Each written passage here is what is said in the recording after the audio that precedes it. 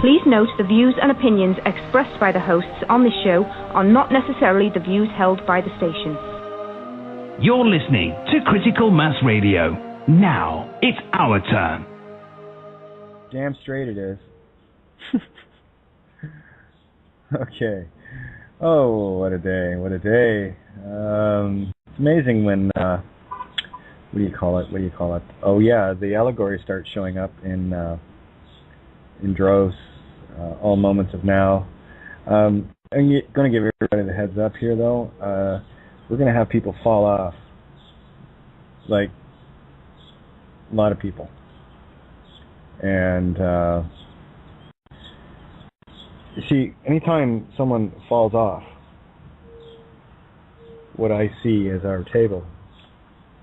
I said ours, it's what I see is our table. It's not my table.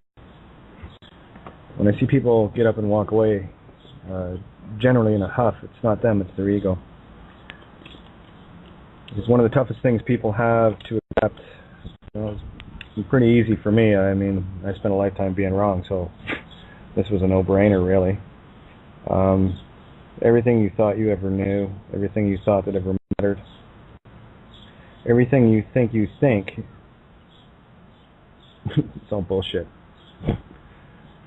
And, when you get people spending lifetimes, be it in whatever situation they're in, this will help explain the trap that most people on this planet are in.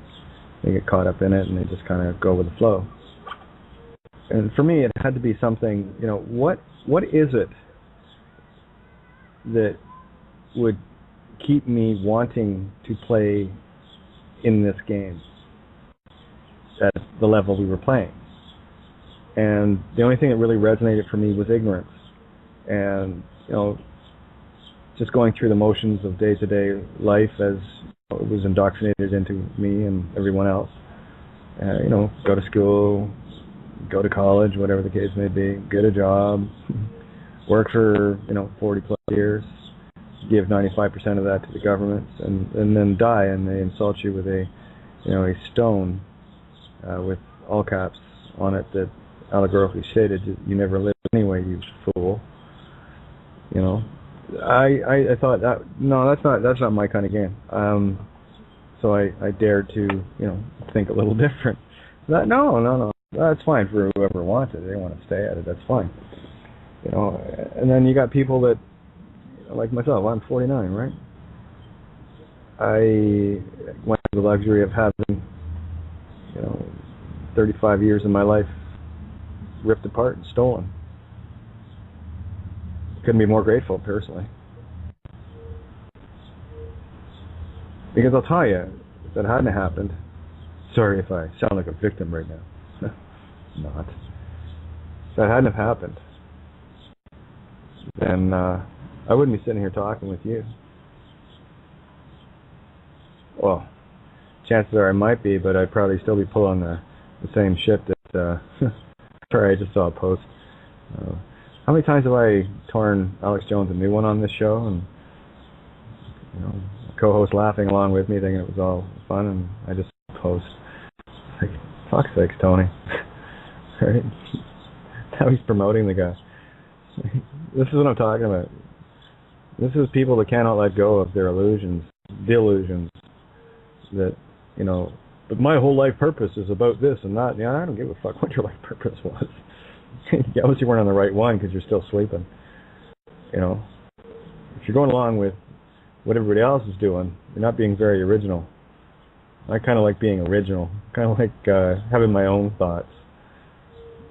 And over the last, especially over the last few weeks, it's just getting more and more original because all I'm seeing now are the allegories. Oh, I'll still see the literal, but I tell you, when somebody starts talking to me in a literal sense, I'm just, yeah, okay, sure. Uh-huh. Great. Yep, yep, absolutely. I don't want to be rude. If people want to stay stuck in the dramas and all the rest of it, it's fine. It's fine. I'll be congenial and courteous. Always the polite hostess. Oh, by the way, speaking of which, hi, I'm Kate of Gaia, hostess for Outside the Box. Yeah, we're crowding 6 years on the air now, guys. It's pretty cool. And I got to tell you, this is the first time over the last few weeks that anything I've been really talking about is worth anything. Oh, and then we just throw everything else in my life in the garbage. Sure, why not? It's already there. It's past. Unless, of course, you want to, keep all the crap. That's fine. I mean, allegorically, you look around North America. It's just, I have a storage unit because where I had my furniture and stuff was in a house, and that was stolen. So it's the only reason I have a storage unit.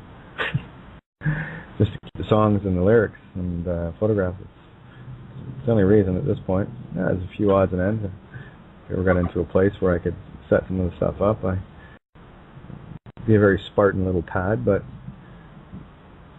certainly save $160 a month on fucking storage fees, but whatever. And again, gratitude. The show that I did in February has carried me to this point. I cannot be more grateful. It's helped others as well. So you need to know that what came in was shared. As I said, all I need, and that was fulfilled, and I was able to help others as well, which is cool. It's about transmuting, or cross-silencing the money. And when you fully understand what money is and it passes through your hands, you're transmuting it. You're removing that, literally just by the touch of it, the curse of the theft of the divine feminine, as done through the birth bonds and all the rest of it. Yeah, isn't it funny? I haven't been talking about that much lately. Why? Because it's all allegory, and it all factors in. And these are the key things that I had to look at. For me, it was about, we've heard everyone talk about this is a prison planet for, King of the Fear Porn and his cohort. You're the resistance to fear porn. Come on, Tony, let's talk. Okay, so, sorry, I'm just going to call it what it is. Shit, how long do you got to hang around me to not get it? Fuck. This is what I'm talking about. This is the people falling off. And no harm to you, Tony. You carry on there and spin yourself out, knock yourself out. So, and that includes all the others that fell off the bandwagon, if you will. And that's okay. I'm singing the song, and whether you want to be a part of the band or not, it's entirely up to you. The song's going to go forward anyway, with or without me or anybody. So, anyway, yeah. Seriously? Oh my God. Anyway. No, there's no ego there at all. None. Yeah. Yeah, okay. Let's get back on the tracks here. Sorry, I just find it really humorous. But anyway.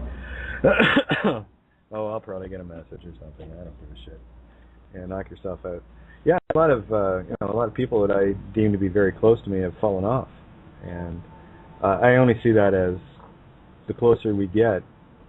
Those of you that are tuned in, congratulations, you're tuned in. Yeah, you are tuned in on a level the vast majority of the planet isn't, and I know this because I know for a fact that what we do together here is one of a kind. There is nothing else like it on the internet or radio or anywhere else on this planet. I know this. I don't think it, I know it. How many shows talk about the surreality of the physical and it's all allegory? How many shows have you come across that talks about that? At all. Oh, they might allude to this or allude to that or whatever the case may be. But they're still stuck in the physical quagmire. It's bogging them down. And they're still caught up in the whole physical game. Looking for solutions in pyramids. Sure, if you want your slavery back to an even grander level. Gaia knocked off the cap of the pyramids because she knew the harm that the Egyptians that everybody worships so profusely. By the way, they're the pedophiles in Switzerland. And they're all over the place now. They breed like fucking rabbits. But that's okay. They can breed as many as they want. Because it only takes one of us to take care of business. If but one shall awaken. And I know within our little group, we have the one. Just waiting for the click moment. And the whole house of cards comes tumbling down on them. right? Yeah, you can talk about the grids of the earth and whatever, or you miss the allegory, right? As above, so below. Those with eyes to see, ears to hear, and voice to ask, no less. There's a new one. They didn't throw that one in the Kabbalion. Guess they forgot to. Guess you had to find that for yourself. Yeah. I found that one on Saturday. What a nice birthday present. The universe gave me the gift of the universe. I wasn't even asking for it. That's kind of the funny thing. It was sort of, oh, surprise, Kate. You go, oh, no way. No way. You didn't have to do that.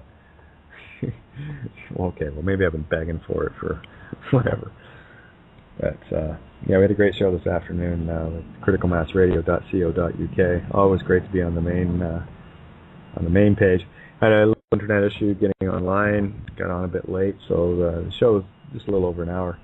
But I did post a link in Facebook, and I'll post it, probably post it in a couple of groups. I have Ninja, of course, and Miranda, of course, joined me again, as we did last week. And boy, did we open up the can of worms. We didn't just open the can of worms, we actually emptied the damn thing out. So I'm just going to see if Miranda got called in here, and if not, I will bring you. Oh, yeah, there both of you are. I was looking for the. Sorry, I got the sun in my eyes sitting here, and it's hard enough to see the board as is. Oh, hang on. I got Miranda in, and I did click you, Ninja, and I think we got it. Please. There we go. Okay, so ladies, how are you? Yeah, good. Thanks, Kate. Wow, in unison even. Yeah, how about that? Imagine that. All right. Yeah, welcome to the three fates, the three witch bitches, and and our all-seeing eye. We're going to share with you guys tonight. We have to do our cackle voice, I guess. No. Yeah, I was wondering why I watched that movie again. Anyway, yeah, that's pretty cool. Yeah, I don't know about you guys, but it's been one coincidence after another today. It's unrelenting. Just go with it, hey? That's what we're here for. Oh yeah, it's great. So anyway, where do we want to go? Because we really just got warmed up today, as far as what we were talking about. So we got plenty of time to get this point across now. I read the essay last night for people listening, so I'm assuming that if you listened, you heard it, and if you didn't, you managed to get a copy of it. And you can get that, by the way. It's called Raining Cats and Dogs, and you can get that at kateofgaia.wordpress.com. Thank you, Ninja.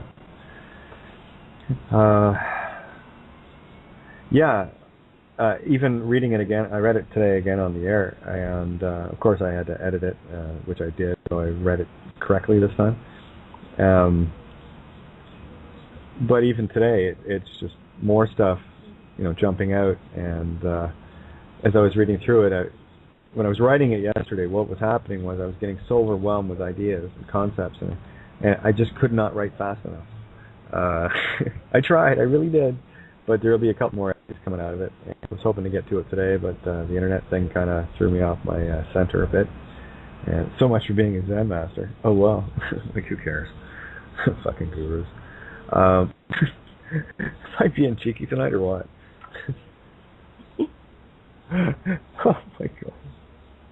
When you start to see it, you really, yeah. Creator has a sense of humor. Oh man, the shit we take so seriously. Yeah, where do you guys want to start? You want to go through the whole vampire analogy? Yeah, I would like to do that. Yeah. Okay, let's do that. So, I'm going to give you guys a little backup. You've already heard all of this before, but I'm going to put the pieces that you've heard before into a chronological order. All right, I've talked about this in the past. Blood is not a liquid per se, in the way that we think of it being pumped through our veins. Blood is the physical and spiritual river of life within us. That's the Red Sea. That's our Red Sea, okay? And we kind of have to part it. See where I'm going already? See this shit? It's been a good day. We have to part that Red Sea. But not in the same way that, Moses might have convinced everybody, part the Red Sea. Yeah, sure you did. It's an allegory. If you'd have been doing that back then, Moses, we wouldn't be talking right now. Trust me. That's where we're going back to have that ability back. But okay, so you got blood. It's ether. The giveaway there is one of the components of blood. It's called plasma. Like as in a plasma field or a plasma lamp. It's energy. Plasma is energy. And isn't it interesting when they separate blood to get the plasma, it turns out to be almost identical to seawater in all its ways. We are the salt of the earth, right? Sea, the note of love. Your love water, your truth. Right, so we can understand that blood is not a liquid in the truest sense. It is a combination of basically oil and water, plasma and, spiritual and physical, intertwining as in two serpents, the two rivers flowing together. The vessels, blood vessels, that's why we're in a vessel. A cup, we are the cup. Bruce Lee mentioned something about be the cup, okay, or be the glass. And the heart is not a pump. It is a regulator.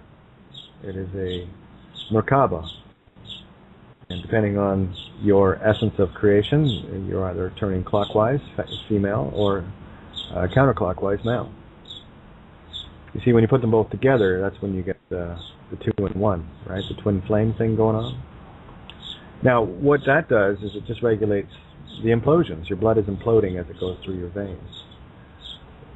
We talked about gold and silver in the past, the veins being ripped out of Gaia.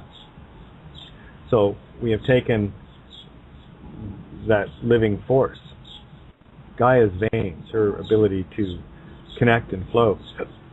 Probably why she got pissed off at the pyramids, because a big chunk of her veins was sitting on top of it. Good target, nice shot, Mom. Bingo, took it down. Oh, by the way, right when they did that, they pulled that fucking thing in the sky called the moon into place. What are the odds of that shit happening? Well, they lost one smart meter, they had to put another one there. Right? The sooner that puppy goes, the better off, too. Right? Okay, so we got blood plasma, physical, spiritual, ether imploding, regulated by you, the solar plexus, the green emerald, the chakra, right? Within you, controlling how that flows, how your river flows. Now, one of the interesting things that the kidneys do is, the blood has to go through there to be purified. Of course, it gets purified. And any of the toxins and crap and all the rest of it goes to the waste department. And all of the nutrients and water plasma that isn't needed in the heart regulating the levels gets separated and it gets deposited into a container, a cistern within you called the bladder. Urine isn't waste. It's liquid gold that flows through the veins of your mind, your heart, your real mind, okay? You getting the picture yet? You starting to see this? Okay, let's carry on. So what we have here is the purest, absolute, most golden elixir that is made primarily and only for one being in the universe. You. And what do we do with it? Well, the smart ones don't waste it. Smart ones don't piss their lives away. You see, because contained within that golden elixir called Philosopher's Stone, or well, I call it philosopher for a reason. What do philosophers look for? Well, they look for truth. So if you want the truth, then it might be an idea to start ingesting it as a so below. Right? Now, we talked a little bit today about the allegory of D. Thomas Murphy, who's been working with the Clean Water Act and has invented a device that keeps all of a house's water and what waste or whatever self-contained within the house, and also creates electricity and heating energy and all the rest of it to make a house completely self-contained. Now, when you think of your house as say, call it a temple, the house is also, your body is your house where you live. So here's the allegory of what D. Thomas Murphy has shown in his most brilliantly executed role as he's getting nominated for Best Supporting Actor here, no question.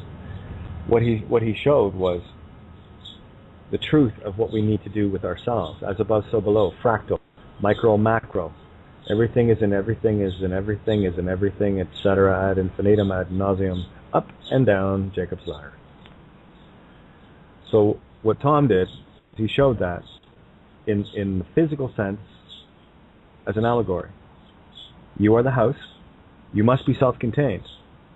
Now, we have control grids on the planet. We have the 60 hertz electrical grid. It's all throughout every one of these boxes we live in. Smart meters and what have you. All the power lines up nice and high, where they could very easily have been buried and we'd never have to worry about them. Why do they still put them up high? Well, that's to create a net, an umbrella. I'm sure we'd see a whole lot different if we were taller than the telephone poles. Yeah? Okay, good. What we did miss, sort of, because we did talk about this before, we got the as above. Well, what's as below control grid? Well, that would be the sewer, or say, were. Say, himself, her, itself, were, or as in were, werewolf. Right, past tense. Because when we treat our most precious life force like sewage, what do you expect? Because that's what they're after. They're after the blood. Because that's what your urine is. It is distilled blood. It is filtered pure with everything you need in it, including any ailments you have. Your Libra scales of justice have balanced it out. Your kidneys have balanced that out and given it new life through your liver or liver. And then we just go and piss it down a toilet bowl. So I had this little tune pop into my head not that long ago. You might remember it. That one. Pop goes the wee cell. Right? We're giving away our wee gold. But we're gonna change that intent. And if you can't get on urine therapy right away, or whatever the case may be, here's something you can do to help. This is a message from your sponsor. Okay? If you must piss your life away, I need you to understand the power of God that you have, and I'd like you to place maybe this intent into it. Time to poison the cistern with love. It's time to put the intention that if anyone uses anything of my gold, that they be cursed 1,000-fold for doing so without my permission. And that every molecule that my golden elixir touches is transmitted with the same. Put the virus down the bowl if you cannot put it in your mouth. Through the pearly gates. Is it just a coincidence that vampires use their eye teeth to allegorically suck the blood from another human?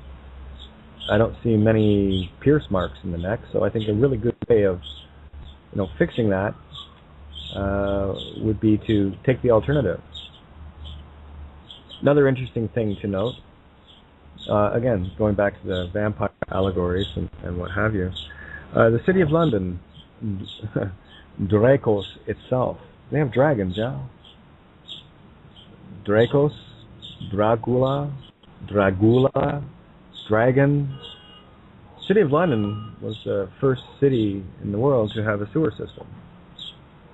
That's just a coincidence, though, Kate. Yes, it is. Go back to sleep. Anyway, so is that a pretty good overview of what we were talking about today? Yeah. Yeah, that's brilliant. In fact, I think you included a bit more there, didn't you? Oh, there was a few more things that came to me after the fact. I like that very much. For those who still put some of their urine down the toilet, if not all of it, then use that intention that it's not for those vampires to use without permission. It's no good to them, poisonous. And if they use it, then it kills them. Mm. That was a free will choice to steal it, so boy, they're going to be busy trying to filter out every molecule of my DNA. One in, one out. That's it. I'm doing the as above, so below now. You mentioned that London was the first city to have a proper functioning public sewage system, and I just remembered the name of the man, I believe, who designed and implemented that. Christopher Wren. No, I think it was Joseph Bazalgette. Oh, just a coincidence. I think so. That's the name that came to me. I'm going to check that. I think that the sewer guy was Bazalgette. Yeah, and wouldn't it be funny to note that the City of London, after the Great Fire of 1666, and of course the Great Plague, the plans were ready 6 days after the city burned down.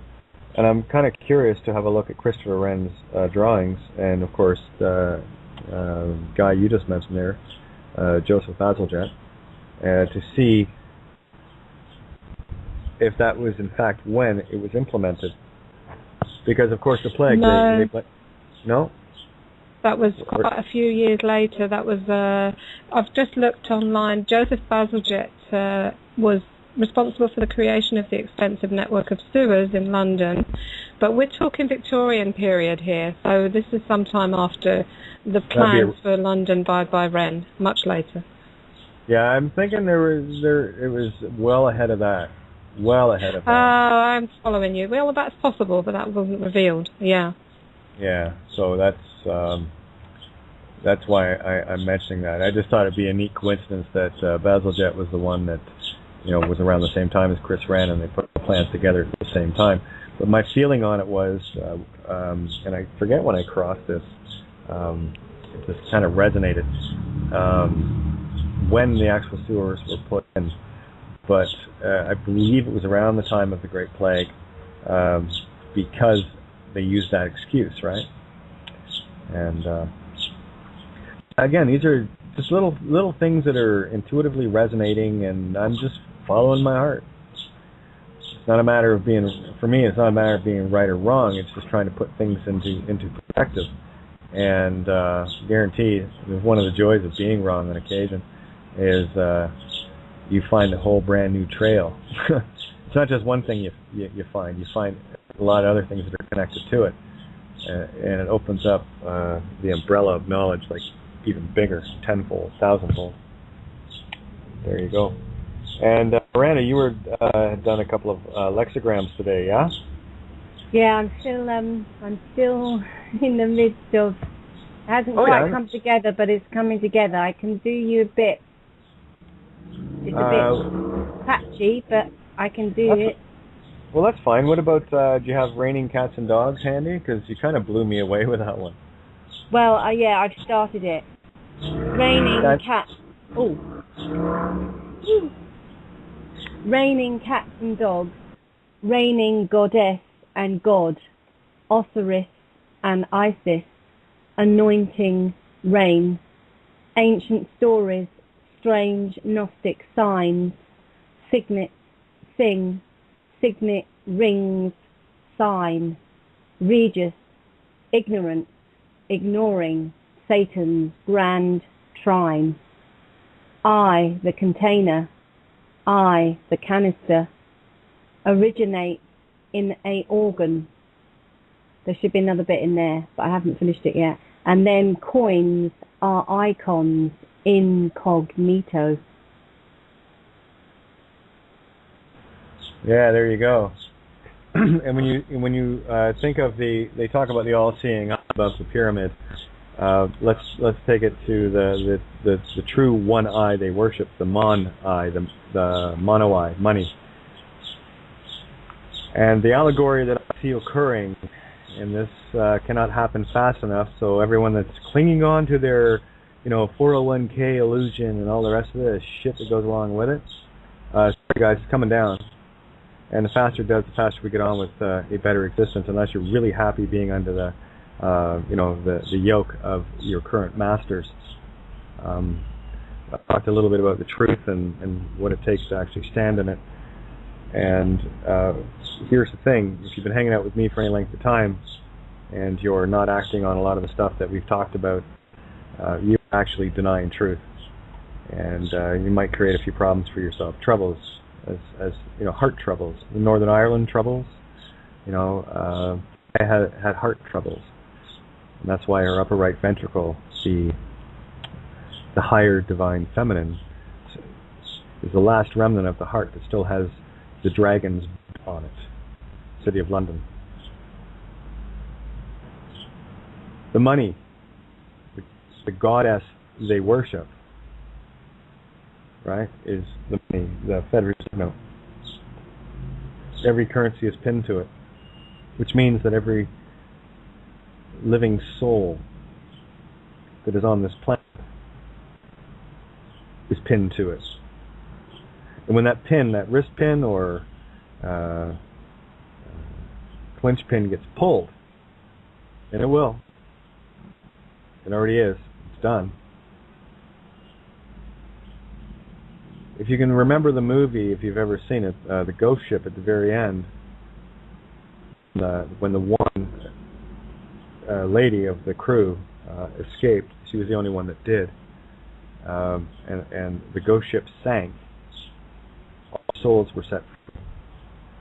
And the guy that was harvesting the souls for his master, his name was Ferryman, by the way.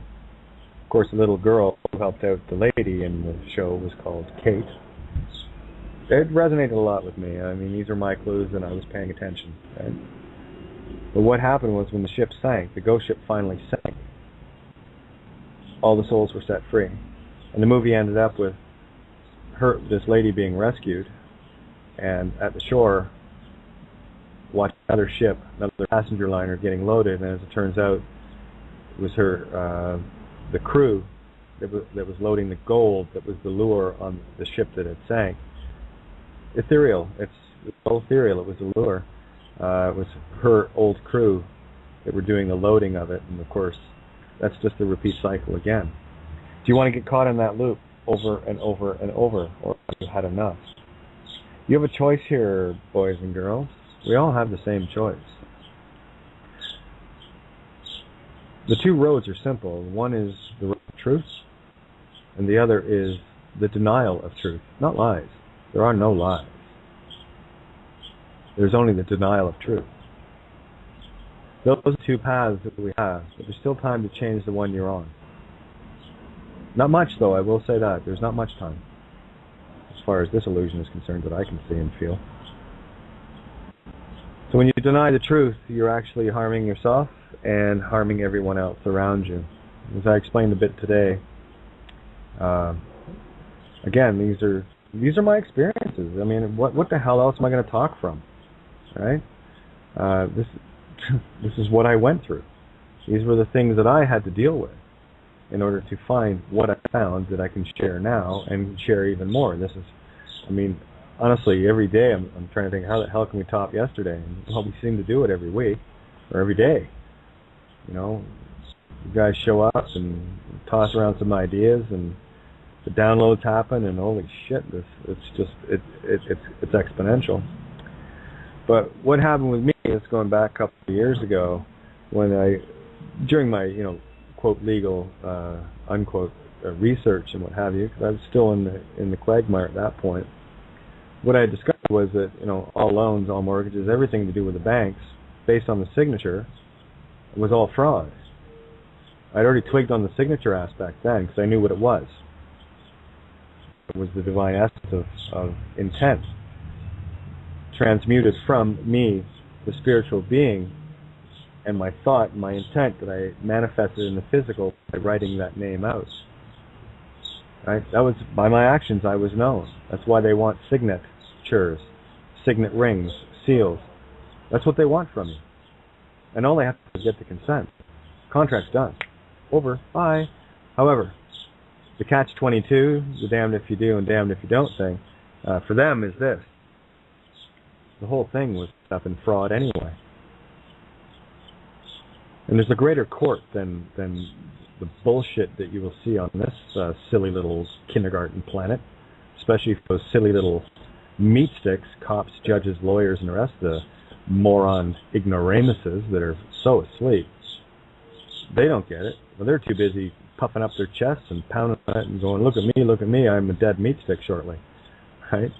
I might get 80 years out of this meat stick, and because of your good deeds or bad deeds, guess what happens? Well, you decide whether or not you get to play on in a human form. You got to get 51% or better, okay, in good deeds. But for those that are, 49.9% and less, well, they got a little sorting to do. I was speaking with a friend earlier how I see, like your typical jarhead cop or whatever their military, whatever the case may be. What you're looking at, for me, this is what I see it as intuitively. Humans or consciousness in a human form for the first, second, or third lifetime, right? Still kind of, just got out of the predator-prey animal kingdom. So, I mean, look at them. That's what they do. They're all about preying on others. It's all about feeding. It's all about cannibalizing. Yet they, here they are cannibalizing on their own species. And when those beings drop, well, here's the thing about consciousness. You never forget the truth you find. You'll always and forever be aware of it. That's the climb back, right? That's why absolutes are unobtainable. So when they're swinging around in the pond as a little tadpole going to be, turning into a frog soon, they're going to remember who they are. And they've got some shit sorted out. Right? Because, of course, a tadpole turns into a frog, which turns into lunch for a blue heron. And, of course, you get to experience that and see what that feels like again, and on and on and on upwards. And chances are, instead of being the big bad wolf, they get to be the little Bambi that gets eaten by the big bad wolf. So they can to experience the mirror and the error of their ways, because it begins then, and when transfer out, transfer back. If you get to a level of consciousness, especially as humans, and you haven't figured it out yet, well, then you get to go back through and experience being the prey at all points. That way you might kind of figure it out. These are the intuitives to feel. And that would make sense. I mean, all we have are our choices and our intent to make those choices. And if we are making constantly harmful choices to others and ourselves, of course, then we're not ready to, graduate per se. If we're still wrapped up in our own little universes, caring only about ourselves and screw everybody else, and getting mad at the world and all the rest of the crap that goes along with it, been there, done that. That's why I can talk about it.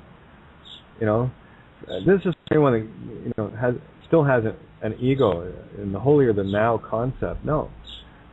For me, it's about what I've experienced. So when I say something, it's because I have the contrast of it. It takes one to know one. Yeah, I've been an asshole. I can still be that when I want to. And I'll find the time and place, but there's an entirely different. And for those that think I'm beating up on people too much, as far as really coming at them, well, I'm sorry I care that much. Or would you rather me just keep doing what I was doing before and, oh, it's okay, honey, here's the pillow, it's all filled with cotton balls, and yeah, here's your soother, and yep. Oh, you all comfy? Want me to rub your feet for you? Great big cup of fuck that, not a chance. Okay? Done that. Walked that road. Sometimes it takes a slap across the head with an icicle. The cold hard truth, right? What do you call that, Ninja? Just ice? Yeah. Just ice. Cold hard truth. So if you think you're being nasty trying to wake someone up, no, we're just at a point where you better wake up.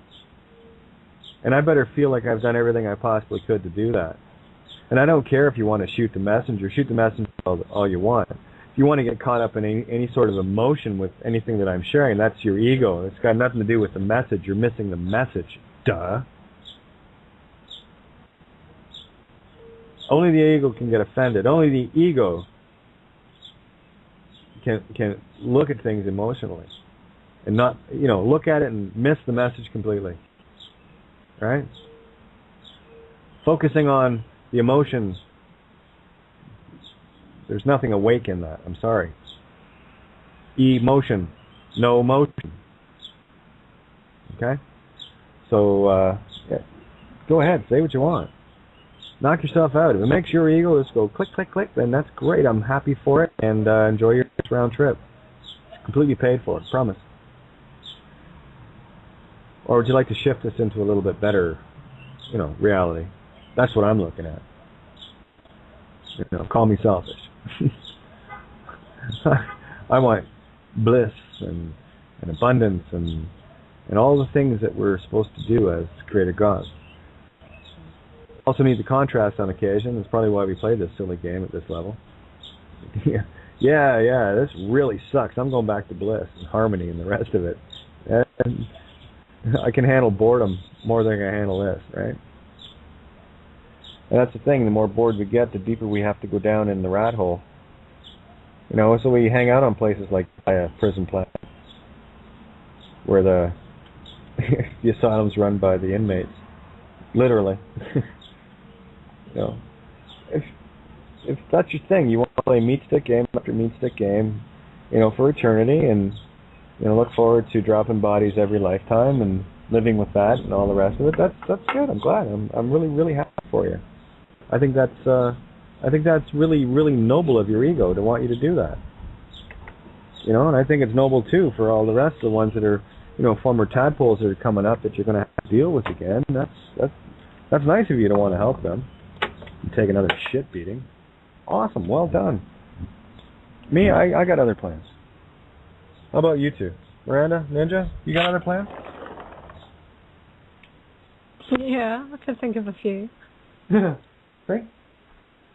Yeah. Did we lose Miranda? Someone's having trouble finding their mute button. Probably left the gramming like that. Yeah, sorry, I'm talking away to you, and I wasn't there, was I? Yeah, I'm in lexigram heaven at the moment. Oh yeah, it just. I'm so funny. glad I know what I was born to do, because I can't stop. No wonder I chose my lovely mum, who taught me everything I need to know about words. Whoa. Whoa, I love it. And you bring up a beautiful point there, and we did touch on this earlier today. That's the thing. You won't find your way out of the woods until you know what your purpose is. And don't get confused with your ego, because your ego can't tell you. Your ego is doing its damnedest to survive, and it's going to keep you off the trail as much as possible. But here's the thing: coming into the game, the all-knowing has to put it all there in front of you for the all, dopey, us, to figure it out. And that's why the saying, those with eyes to see and ears to hear, will see it and hear it. They'll understand what their birth sign is. They'll understand why they were given the name they were given. They will understand why they were born into a particular family, why they were born into a particular religion, a particular part of the world. These are all absolutely essential pieces of critical information. They are you. These things that you are a part of are you. This is your experience. What part of your experience did you miss? I've given lots of examples using myself to show you how I found my purpose. Shall I quickly go over it again? It's not difficult. When you start looking at things, look at your birth date. Look at key things that resonate with you, of events that have happened on that day. Very particular ones. In my case, June 15th is the day the Magna Carta was signed in 1215. The Thompson clan motto, know thyself. Also, that bloodline was known as lawmakers and lawkeepers, the ones who united the clans of northern England and southern Scotland. The boy name, Wilfred Keith Thompson. Will Freed. Okay, I got some work to do. I got to, Wilfried, you know what D in Greek is, delta, the triangle, Trinity, Wilfried Trinity.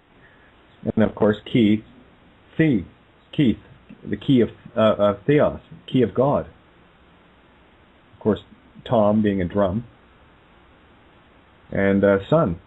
So I kind of walked my own beat as my own son. So there was a little bit of information there. And then, of course, when I gave myself my own name, never to be given to anyone, it's mine. I don't give it to anyone, ever, period. And Catherine Renee Thompson. Catherine means purity. Renee means reborn. These are things that I actually didn't know until recently. But all these pieces fell into place. So I actually listened to myself and what I was telling people because it resonated with me. 1964, Year of the Dragon. There's another clue. What's the city of London? The city of dragons. Head of the dragon, tail of the dragon, coin. You want to take out a dragon? Well, it takes one to kill one, right? So even match. 64. How many squares on a chessboard? Checkerboard. 64. What is 64? It's infinity squared. 8 times 8. Oh, what else? Yeah, noscati ipsum. Know thyself. That's a founding motto. There is nothing sweeter than you. That's what it translates into from Latin. And of course, looking at Latin, I found all the different things that I needed to find out. I've said my whole life, these are things that resonate with me, I'm a songwriter, I speak in prose. And then, of course, I split the word up into its two Latin derivatives, or roots, rather, pro and se. Pro, for, se, himself, herself, itself. Of course I'm going to be speaking for himself, herself, itself when I speak in prose, pro se. And these are all things that factored in. All the things that I experienced, the things that I've done through my life. Songwriting, it taught me to learn to not only read between the lines, but also write between the lines. To take what some people would take an entire novel to write out, I put into 3 verses, a bridge and a chorus that lasts probably 3.5 to 4 minutes to give the same story. That's what prose does. It condenses it into allegorical form. I've been writing in metaphor and allegory my whole life and didn't really, that whole thing, I mean, I knew I did, but it didn't really click until recently.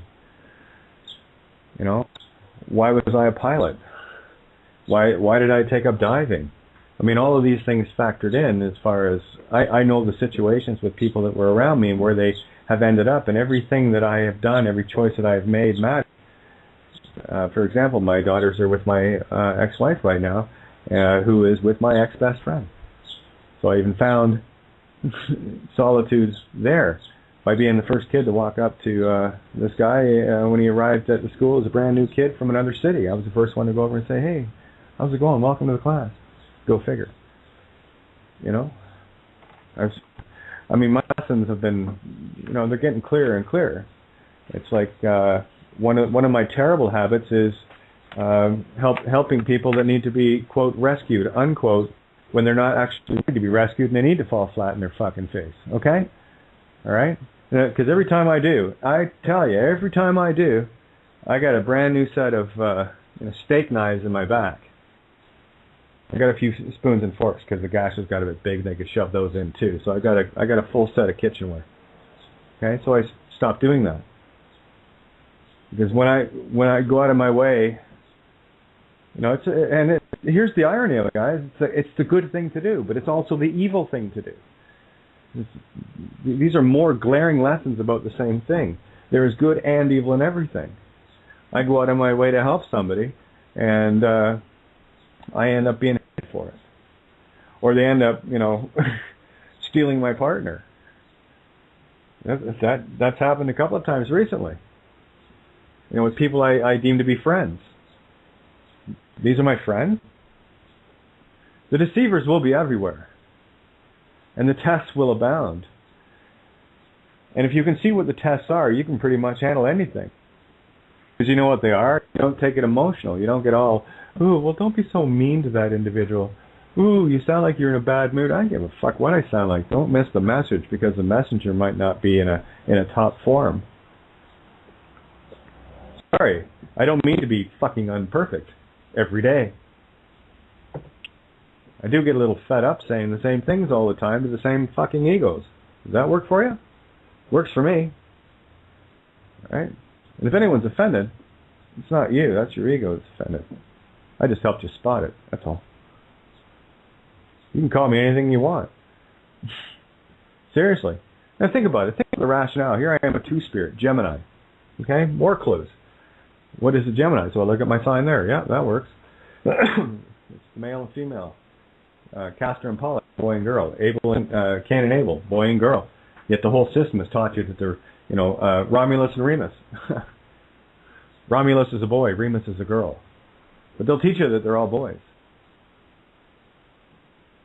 That's why half the shit I've read I've thrown out based on the half lies that they are. But I was able to find the truth in it. So what else? We got Gemini. We got two-spirit. What is a two-spirit? Well, it's the masculine, divine, feminine in one. Where I know what my Merkaba spins, I am pure feminine creative essence. That's what I know. That's what I am. I know that's exactly who I am. And the only way I was going to figure this duality out is to come in as the mirror opposite of my true essence. Right? People still hear my voice and see my picture, and they still refer to me as he. I get it, but that's the ego, because the ego can't spot reality. It can only spot illusion. Just because my voice might be a little lower than most girls doesn't make me any less girl, does it? But again, the illusion is there. Can you not see that I'm on the other side of the mirror? I was born there. I was born to be wrong. I was born to be on the other side of the looking glass. And every time I looked in the mirror, it was the opposite of what I knew who I truly was. It was a great wake-up call. And then I spent a lifetime trying to figure out what the fuck was wrong with me. What was so wrong with me? And I went out of my way to prove that I'm some sort of freak, and, because it wasn't normal. Oh my God, Society, shun, frown, frown. Ooh, freak. Yeah, you should try living the lifetime. That'll sort your little red wagon, I promise. I've been there, done that. Got the t-shirt. Remember the story? Traded for the tank top, that one? Yeah. Yeah, but I'm okay. Because I found something out a few years back, reading the Emerald Liberation front papers, where it said that which is wrong with you is actually what is right with you. So start looking at what you think is wrong with you and put that one in the mirror. You might find your own purpose. What else? 15, power number. Life path for male name is 6, female is 5. Put them together and you got the twins, 11. Right? Of course, 15 is the total of 6 and 9, which is yin and yang. Right? I mean, it goes on and on for me. I would have to actually do a playback of my life for you to go, holy shit. And I'm looking at it now going, how did I miss that? How did I miss that? I'm the hardest one on me. Go ahead, take your best shot. It won't be 1% of what I've done to myself. You see, like yesterday, I offered up free purple vibrating unicorn chainsaws to anyone who wanted them. And someone said, "I'll take one of those," or I don't need one. I have my own. Well, that's the one that gets it. Yeah, you don't need the free one because you already have it.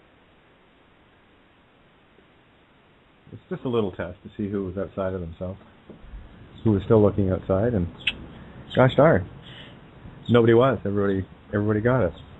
That's why I know I'm with the most tuned in people on the planet. You guys that are tuned in right now are in the absolute now. I'll give you another proof of how everything right now is that you're looking at is past tense and how they tricked us with Chronos. Are you ready? Here's the big exposure. This is what the unstar, Saturn, Satan, Satan, Seti. Gee, wonder why they call it Search for Extraterrestrial Intelligence, Kate. Well, they're still worshiping their fucking dark god, right? Think about it.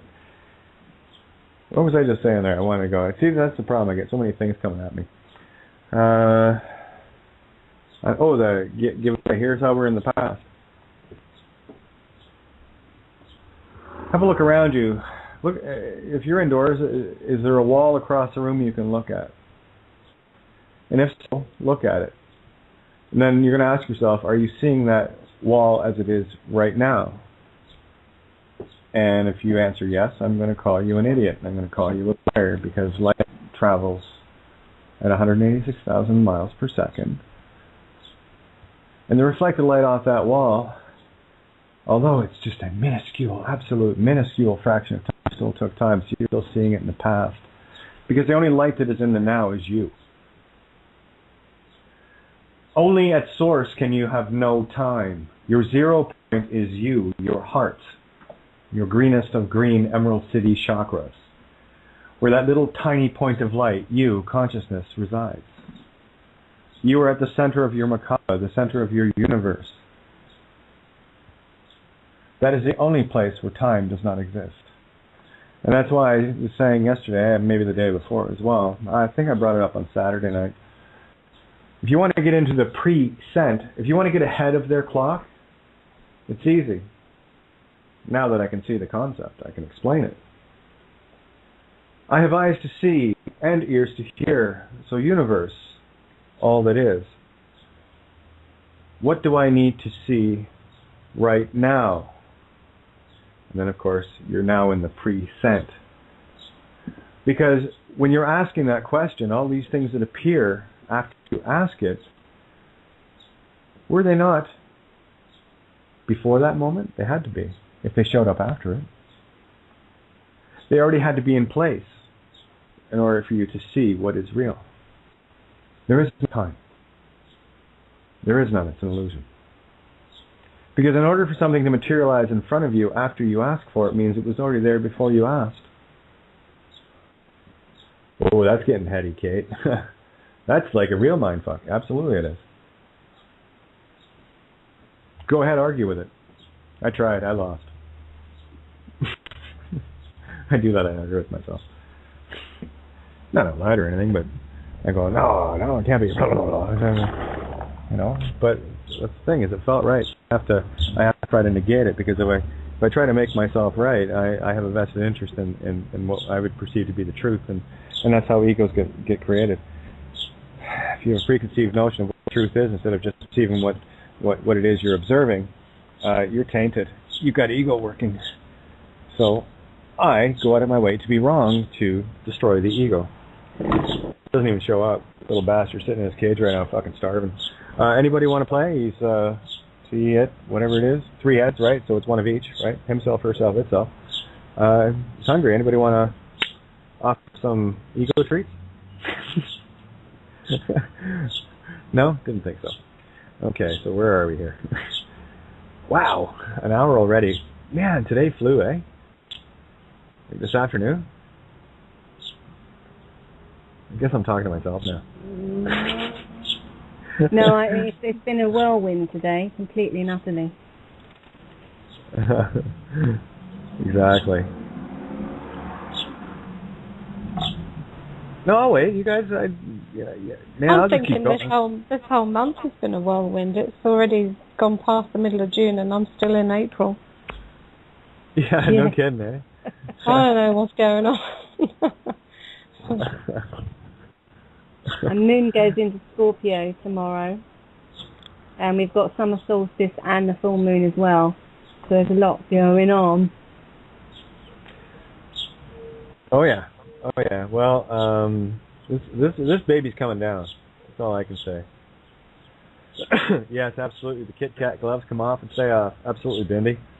I love people that much, and I will do everything in my power now to shred anything that I resemble an ego, because I need to get to you. That's my goal. If it is your choice to be awake and move on, move up,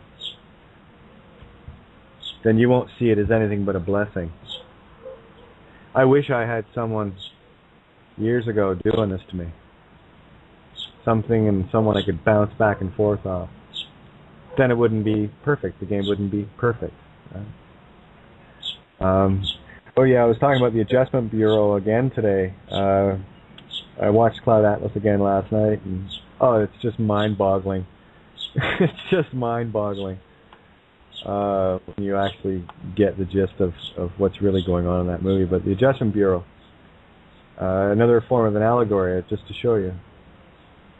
when you have Matt Damon's character, he was trying to get to his love, his unconditional love, the divine feminine. He was a divine masculine, she was divine feminine. That the great plan of the supervisor had changed, that they weren't supposed to meet. But as you know, love would have it, fates change, right? We change our paths. That's free will choice. And free will choice can only come out of love unconditionally, right? So the watcher that was helping him out gave him this hat so he could travel through these doors into different parts of the city and not be seen. But he said, if you are out in the open, you can be seen, except if it's raining. They cannot see you if it's raining. Did you spot the allegory? Absolutely I did. If you are standing in the truth, you become invisible. Water, rain, truth, mystical, allegory. And the only thing at the end of the movie that could change the outcome of the game, and they did, was the fact that they fought as hard as they did to be together and to be unconditional love, and they were willing to sacrifice each other in that process. I'm not talking about sacrifice, well, I'm going to give up this so I can, no. They were willing to sacrifice themselves for the other, for that love. And at the end of the game, what did the supervisor do? The supervisor of the universe changed the entire game to suit them. Love conquers all. And if you think for 1 minute I'm going to stand back with a fully gassed up chainsaw and some ego chattering off in the background and I'm not going to fire that puppy up, you better think again. You know, I've dealt with enough shit in the last little while. I've had people I'm talking close, people throwing knives into my back. People I never expected. People that I actually helped. That I gave voice to on the air. And this is what they do. Enjoy your round trip. Thank you for the lesson that I learned. Couldn't have learned it without you, so my gratitude is complete. That's the thing, when you get neutral, pretty cool place to be, actually.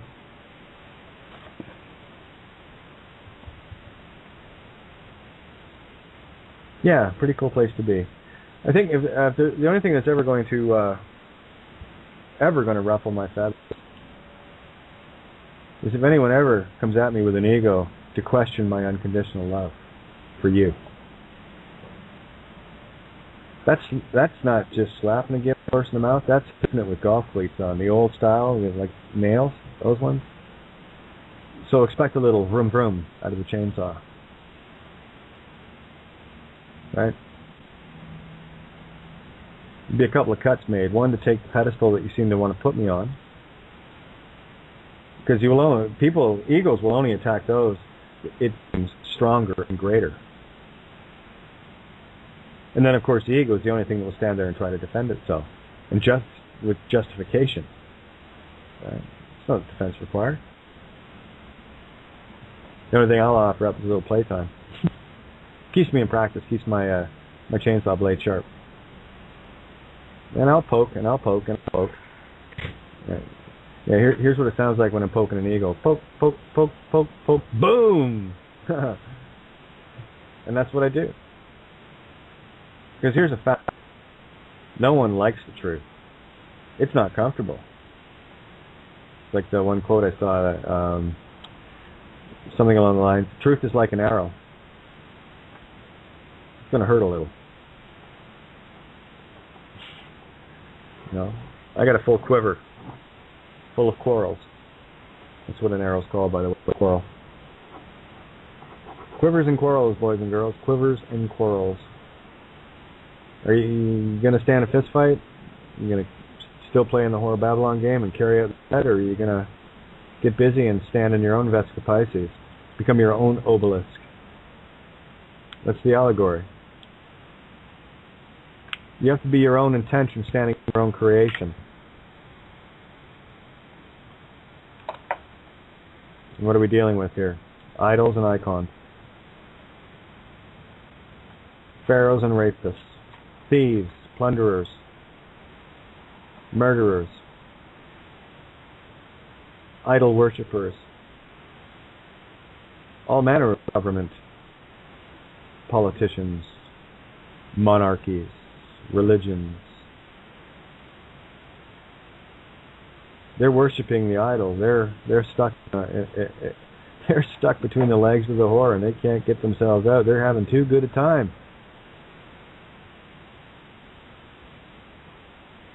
No, not for me. So I will say this to all, and this comes on the heels of a lot of things over the last few days. If you want us to think for 1 minute, I'm going to stop caring. I have to stop shredding egos. You better go follow Tony and Alex Jones. Apparently they're talking about the Oklahoma City bombing again. Oh, fun. Better go hang out with Tammy and Pat in the courtroom, not having a fucking clue as to who you are. Better keep Danny Wilton and go and defend Orion. It says right in the Bible, you moron. Do you want to be part of the bands of Orion? The bindings, bud? You getting it? Neo? Or would you rather drink from the sweet nectars of the Pleiades, the seven sisters, the seven chakras? It's an allegory, Danny. It's an allegory. You're missing it. That's why. Sure, knock yourselves out. Put all the videos out you want about me. I don't care. Good promo, bad promo. It's promo. People take 5 minutes and show up. 10 minutes, 20 minutes, hang out for a show. They might actually like what they're hearing.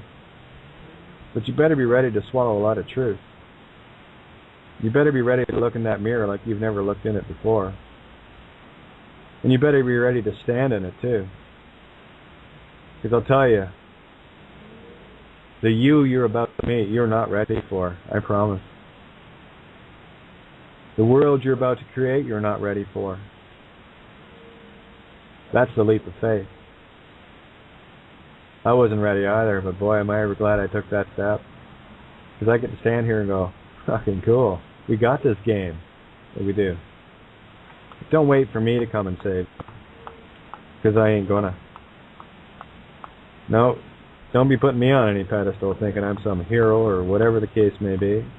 Or that I'm something special, because truth be known, if that's what you feel about you. Good, I'm glad to hear it. But do not ever separate me from you. I'm doing my damnedest to bring us all back together, so my chainsaw's a little different. I'm just trying to get the shit layers off between us. Because once that shit's gone, we can connect. Carry on, play the game the way you have been for the last, 100 million years, 200 million, trillion, I don't give a shit what it is. If you feel the need to shoot the messenger, go ahead, please. My armor's pretty thick now. All works for me. Anyway, is it almost time for a song? I think so. It's perfect time for one, yeah. All right. So for those that want to steal my gold, I'll give it to you willingly. Hint, hint, hint. Yeah, why don't you do that? Press play. Yeah, I gotta do that little. I like doing this. Feels almost like real radio. Here we go. You're listening to Critical Mass Radio. Now it's our turn.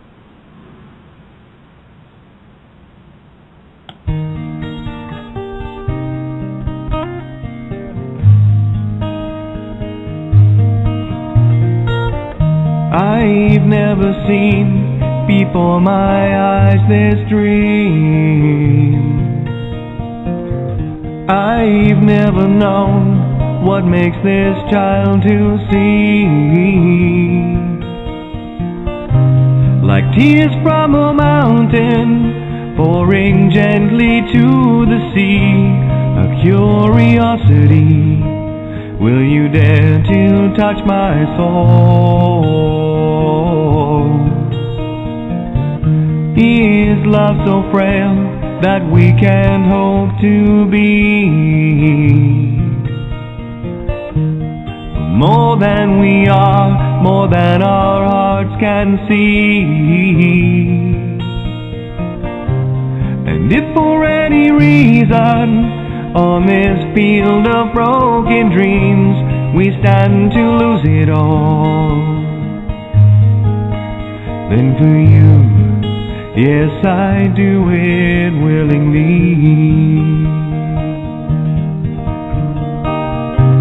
If this is our moment, captured in time, always to sustain, for lost in your eyes I find are the only means to remain. Searching relentlessly, just like a cloud, she chases the rain. We'll stand here firm, 'cause we are an island protected by love on this field of broken dreams.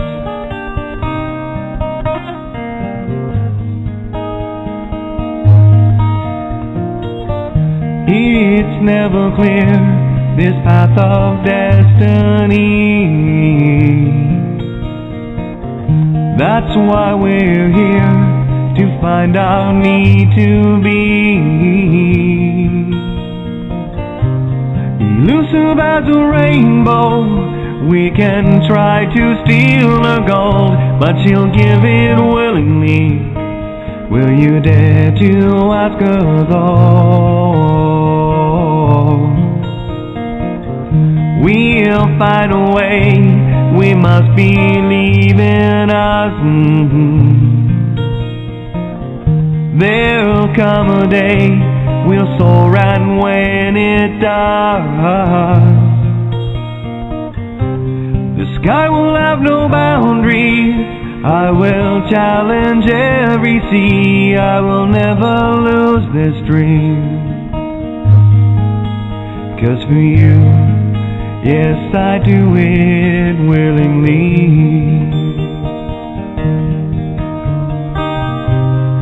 This is our moment, captured in time, always to sustain. For lost in your eyes I find are the only means to remain. Searching relentlessly, just like a cloud, she chases the rain. We'll stand here firm, 'cause we are an island protected by love on this field of broken dreams. On this field of broken dreams.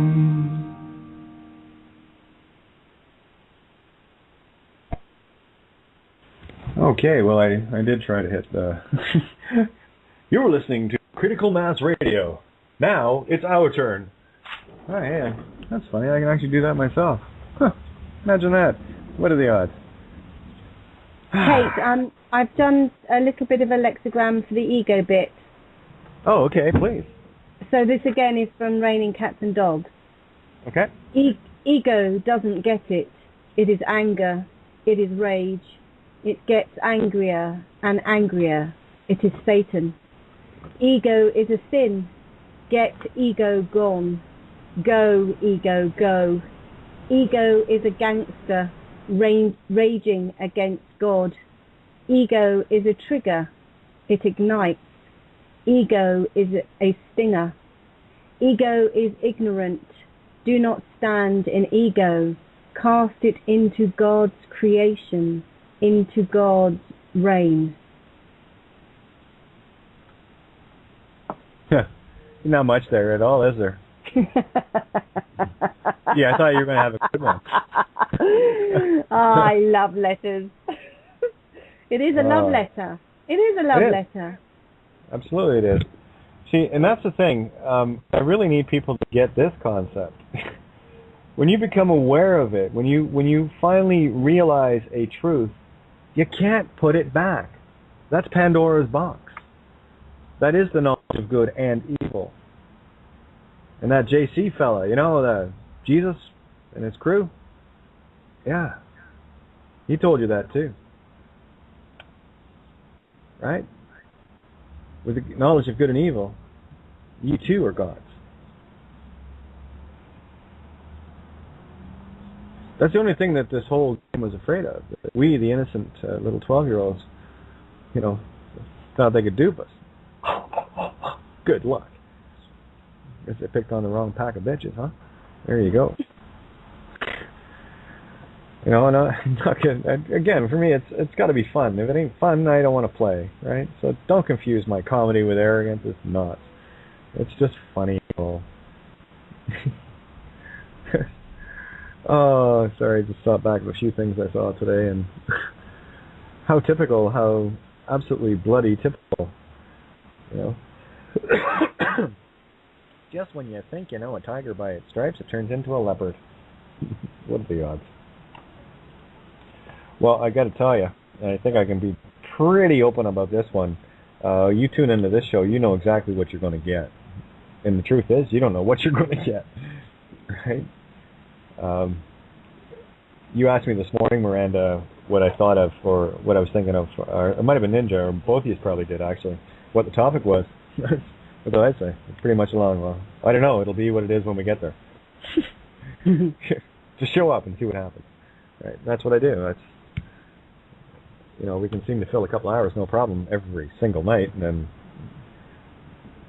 generally if we don't get knocked off the air, which is what happened last night, by the way, guys, if we go into the rollover recording part, and if my Skype goes down, or net goes down, we lose the show. So normally during the show it won't matter, keep going for the full 2 hours, where I can log back in, but if we're in the recording and all of a sudden, halfway through a song it stops, it's not your computer. Honest. So hopefully, I don't even want to say hopefully, it doesn't matter. We're going to do in every episode exactly what needs to be done and nothing more, nothing less. And we finished off perfectly last night, as far as I'm concerned. And guess what we did? Well, I said right after that, so we'll pick it up where we left off, and that's what we do. And every moment of now that shifts, every moment of now that changes, that you're aware of, all sorts of new stuff gets revealed. But try to get the concept of the time thing in the time it takes for light to travel from an object you're looking at. You're seeing it in the past. Just like if you're looking at a star 1,000 light years away, you're seeing that light as it was 1,000 years ago. Because it took that long for that light to travel from where that star was to where we are. So when you're looking at, this is why, I don't know why people find the concept of time travel so hard, because it's just bending of light and folding of space-time. We kind of do that naturally. Because the light that you're seeing with every star up in the sky is, tens to millions of years old. You're looking at the past in countless points of the past. You're looking through the entire aspect of creation as you're looking at these stars. If there's one that's 1,000 light years away or 1,000,000 light years away, you're actually, when you see that light, you're looking 1,000,000 or 1,000 years into the past. Cool, huh? So when you get the note... Oh, go ahead. It just struck me, which probably means that light is looking 1,000 or 1,000,000 years into the future. Exactly. It works both ways. So, I forget who I was explaining it to. Might have been Eric, actually. There's a building across the way here. I can look at this building and I'm seeing as it was, say 100,000th of a second ago. You cannot see anything in this physical illusion as it is. It is all in the past. And I don't care if you put your finger right up to your eye, it still takes time for that light to travel from your finger to your eye. The same effect that if you walked to the ocean and took a thimbleful of water out of the ocean, although undetectable, the level of the ocean dropped. Because if you had 1,000,000 people do it to a lake and take out, say 1,000,000 people at a lake, take out a bucket of water, how long would the lake last? Right. It's your perception. And we get too stuck in a singular viewpoint when we need to be in a singularity viewpoint of seeing all. Right? So don't think that because you walked to the ocean and took a thimbleful of water out, that you didn't make a difference. You just changed the entire ocean levels around the planet. Undetectable to the human eye, but I guarantee you, the universe knows it's got a thimbleful less of water, and it's going to drop that ocean accordingly. It's the same thing with light. Whether it's coming from the tip of your finger as you're looking at it in front of your face, or from a star a million light years away, it doesn't matter. You're still looking at the past. The present is what I was just describing. I have eyes to see and ears to hear. It is my wish for the universe, me, higher self, to show me that which I need to see and hear right now. And of course, as it appears, it does. It already had to be in place before you asked. So now tell me, how much time existed? Or is that just a coincidence every single time? I'm telling you, Saturday I couldn't. I did that, and I was really putting it to the test. And I got to tell you, everything I looked at had the exact same relevance. It didn't matter what it was. Things that I'd seen, 100 times before, had something different to say at that moment. Because I wasn't in the present, I was in the present. There's a difference. Because the present, as we know it, as we look outside of ourselves, it's all past. And the only time you can get into the now moment is guess when? Is when you do that, fully aware, with your eyes open, understanding that. Or, the really easy one is shut your eyes. The only place there is no time is in the void. Because you got nothing to look at except that which you're creating. But what's happening when you're creating it now. There's no time lapse. That's your creation. That's happening in the instant. So there's your time travel machine, boys and girls. You've always been one. It's just taken me a longer than I thought time to kind of put it in words and fully grasp it. And there will be deeper parts of this that will be coming up. I know that. We're peeling layers off that for me they're mind-boggling. And I got to tell you, some of the stuff that's popping into my head right now in the aha realm, it's mind-boggling. It's like, no way moments. Yeah. So tis what it is, right? I should mention, if girls, jump in. I'm going to put the call out to everybody else too. Please, if you want to jump in here, I'd love to hear your thoughts, get some resonance from you guys. I don't need to hear myself talk all the time. I really don't. I like to have resonance from people. You are me and I am you, so let's see if the two 432 hertz A bells are resonating or not.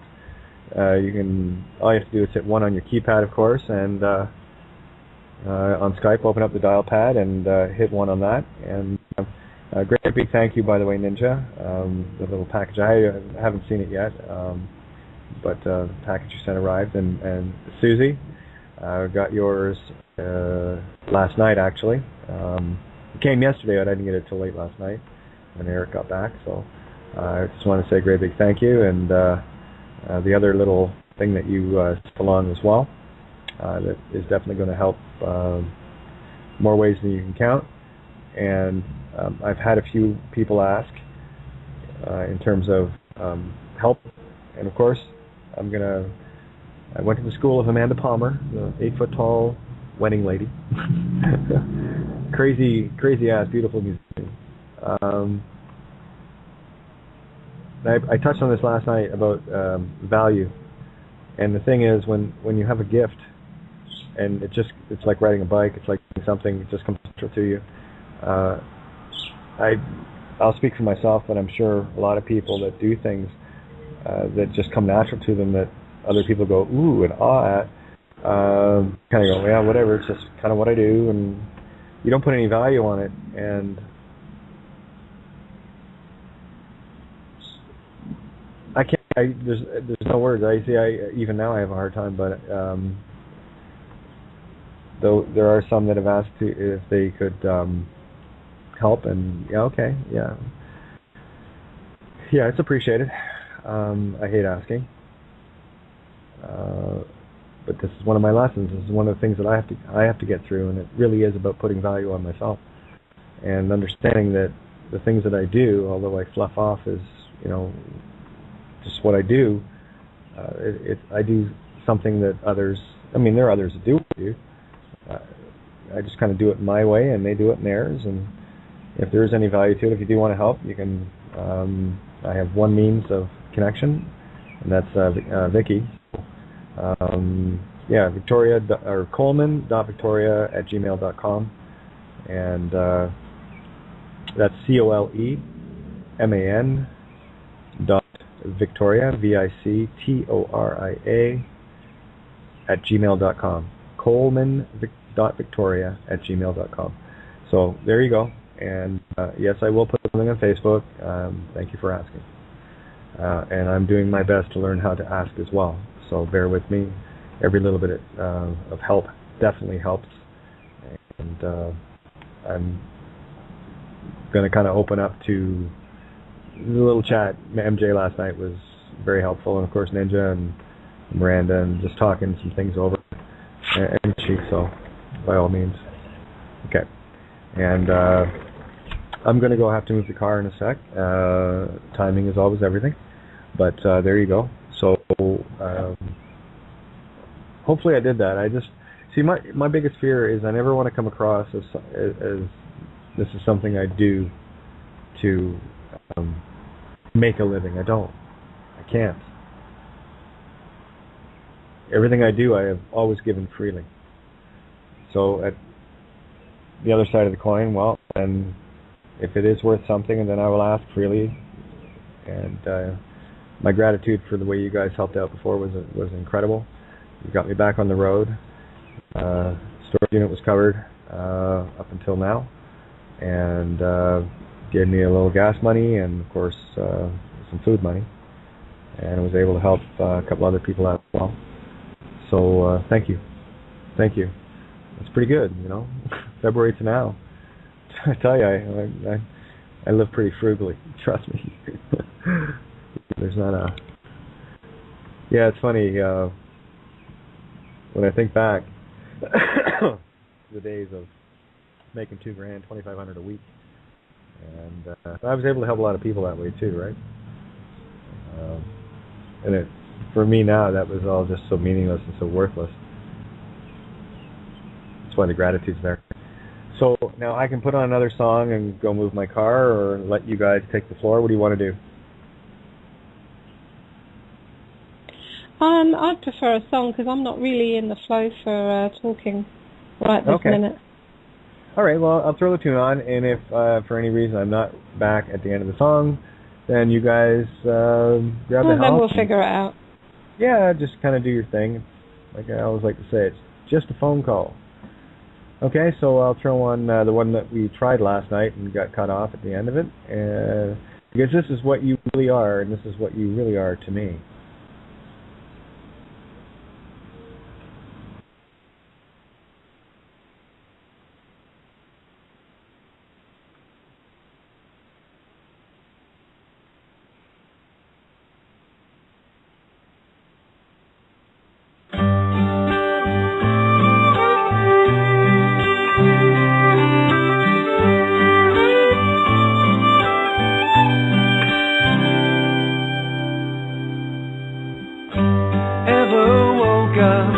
Just can't get much better.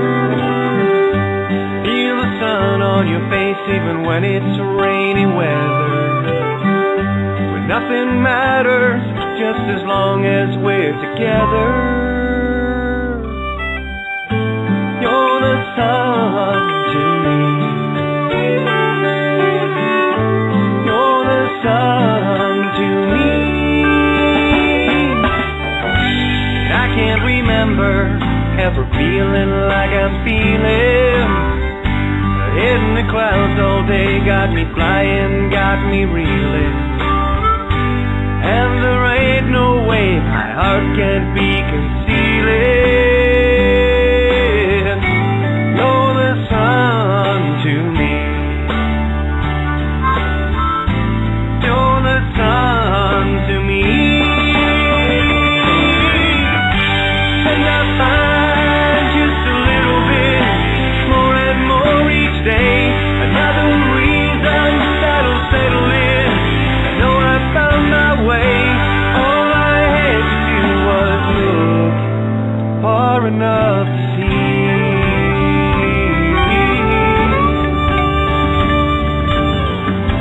You're the sun to me.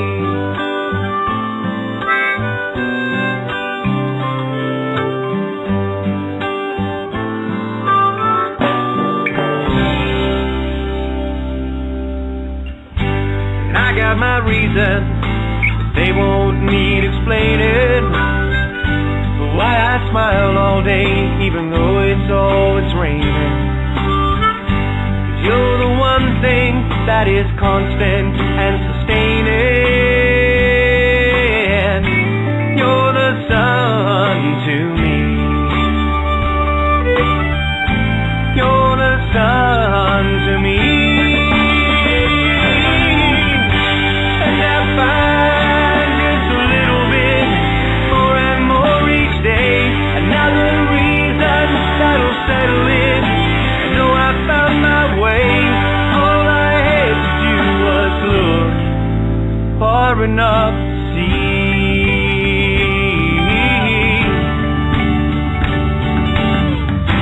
You're the sun to me. And I find just a little bit more and more each day.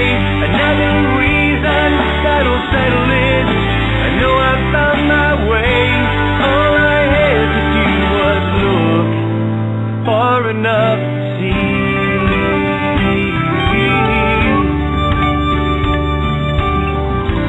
You're the sun to me.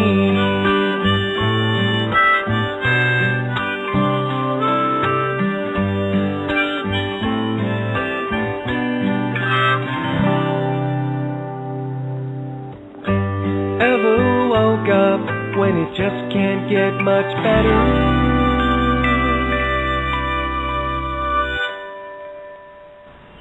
Hi, honey, I'm home. Breakdown Separ at Ion.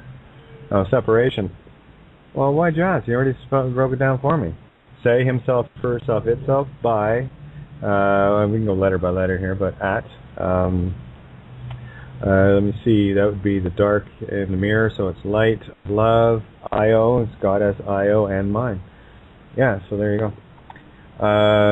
Every word means is equal and opposite. And we have Bindi in one sec. Bindi, I'm just scrolling down here to try to catch up. And get your mic open. Here we go. Did I get it? Did I get it? And there, I got it. Okay, I think we're Bingo. There you are. How are you? Hi.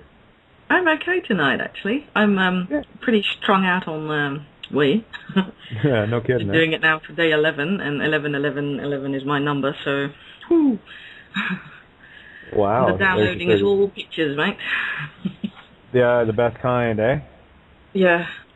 Yeah, and I'm pretty apprehensive about the moon going to Scorpio and all that. It's quite a big shift in my life at the moment, and it's all coming together, going to better instead of worse.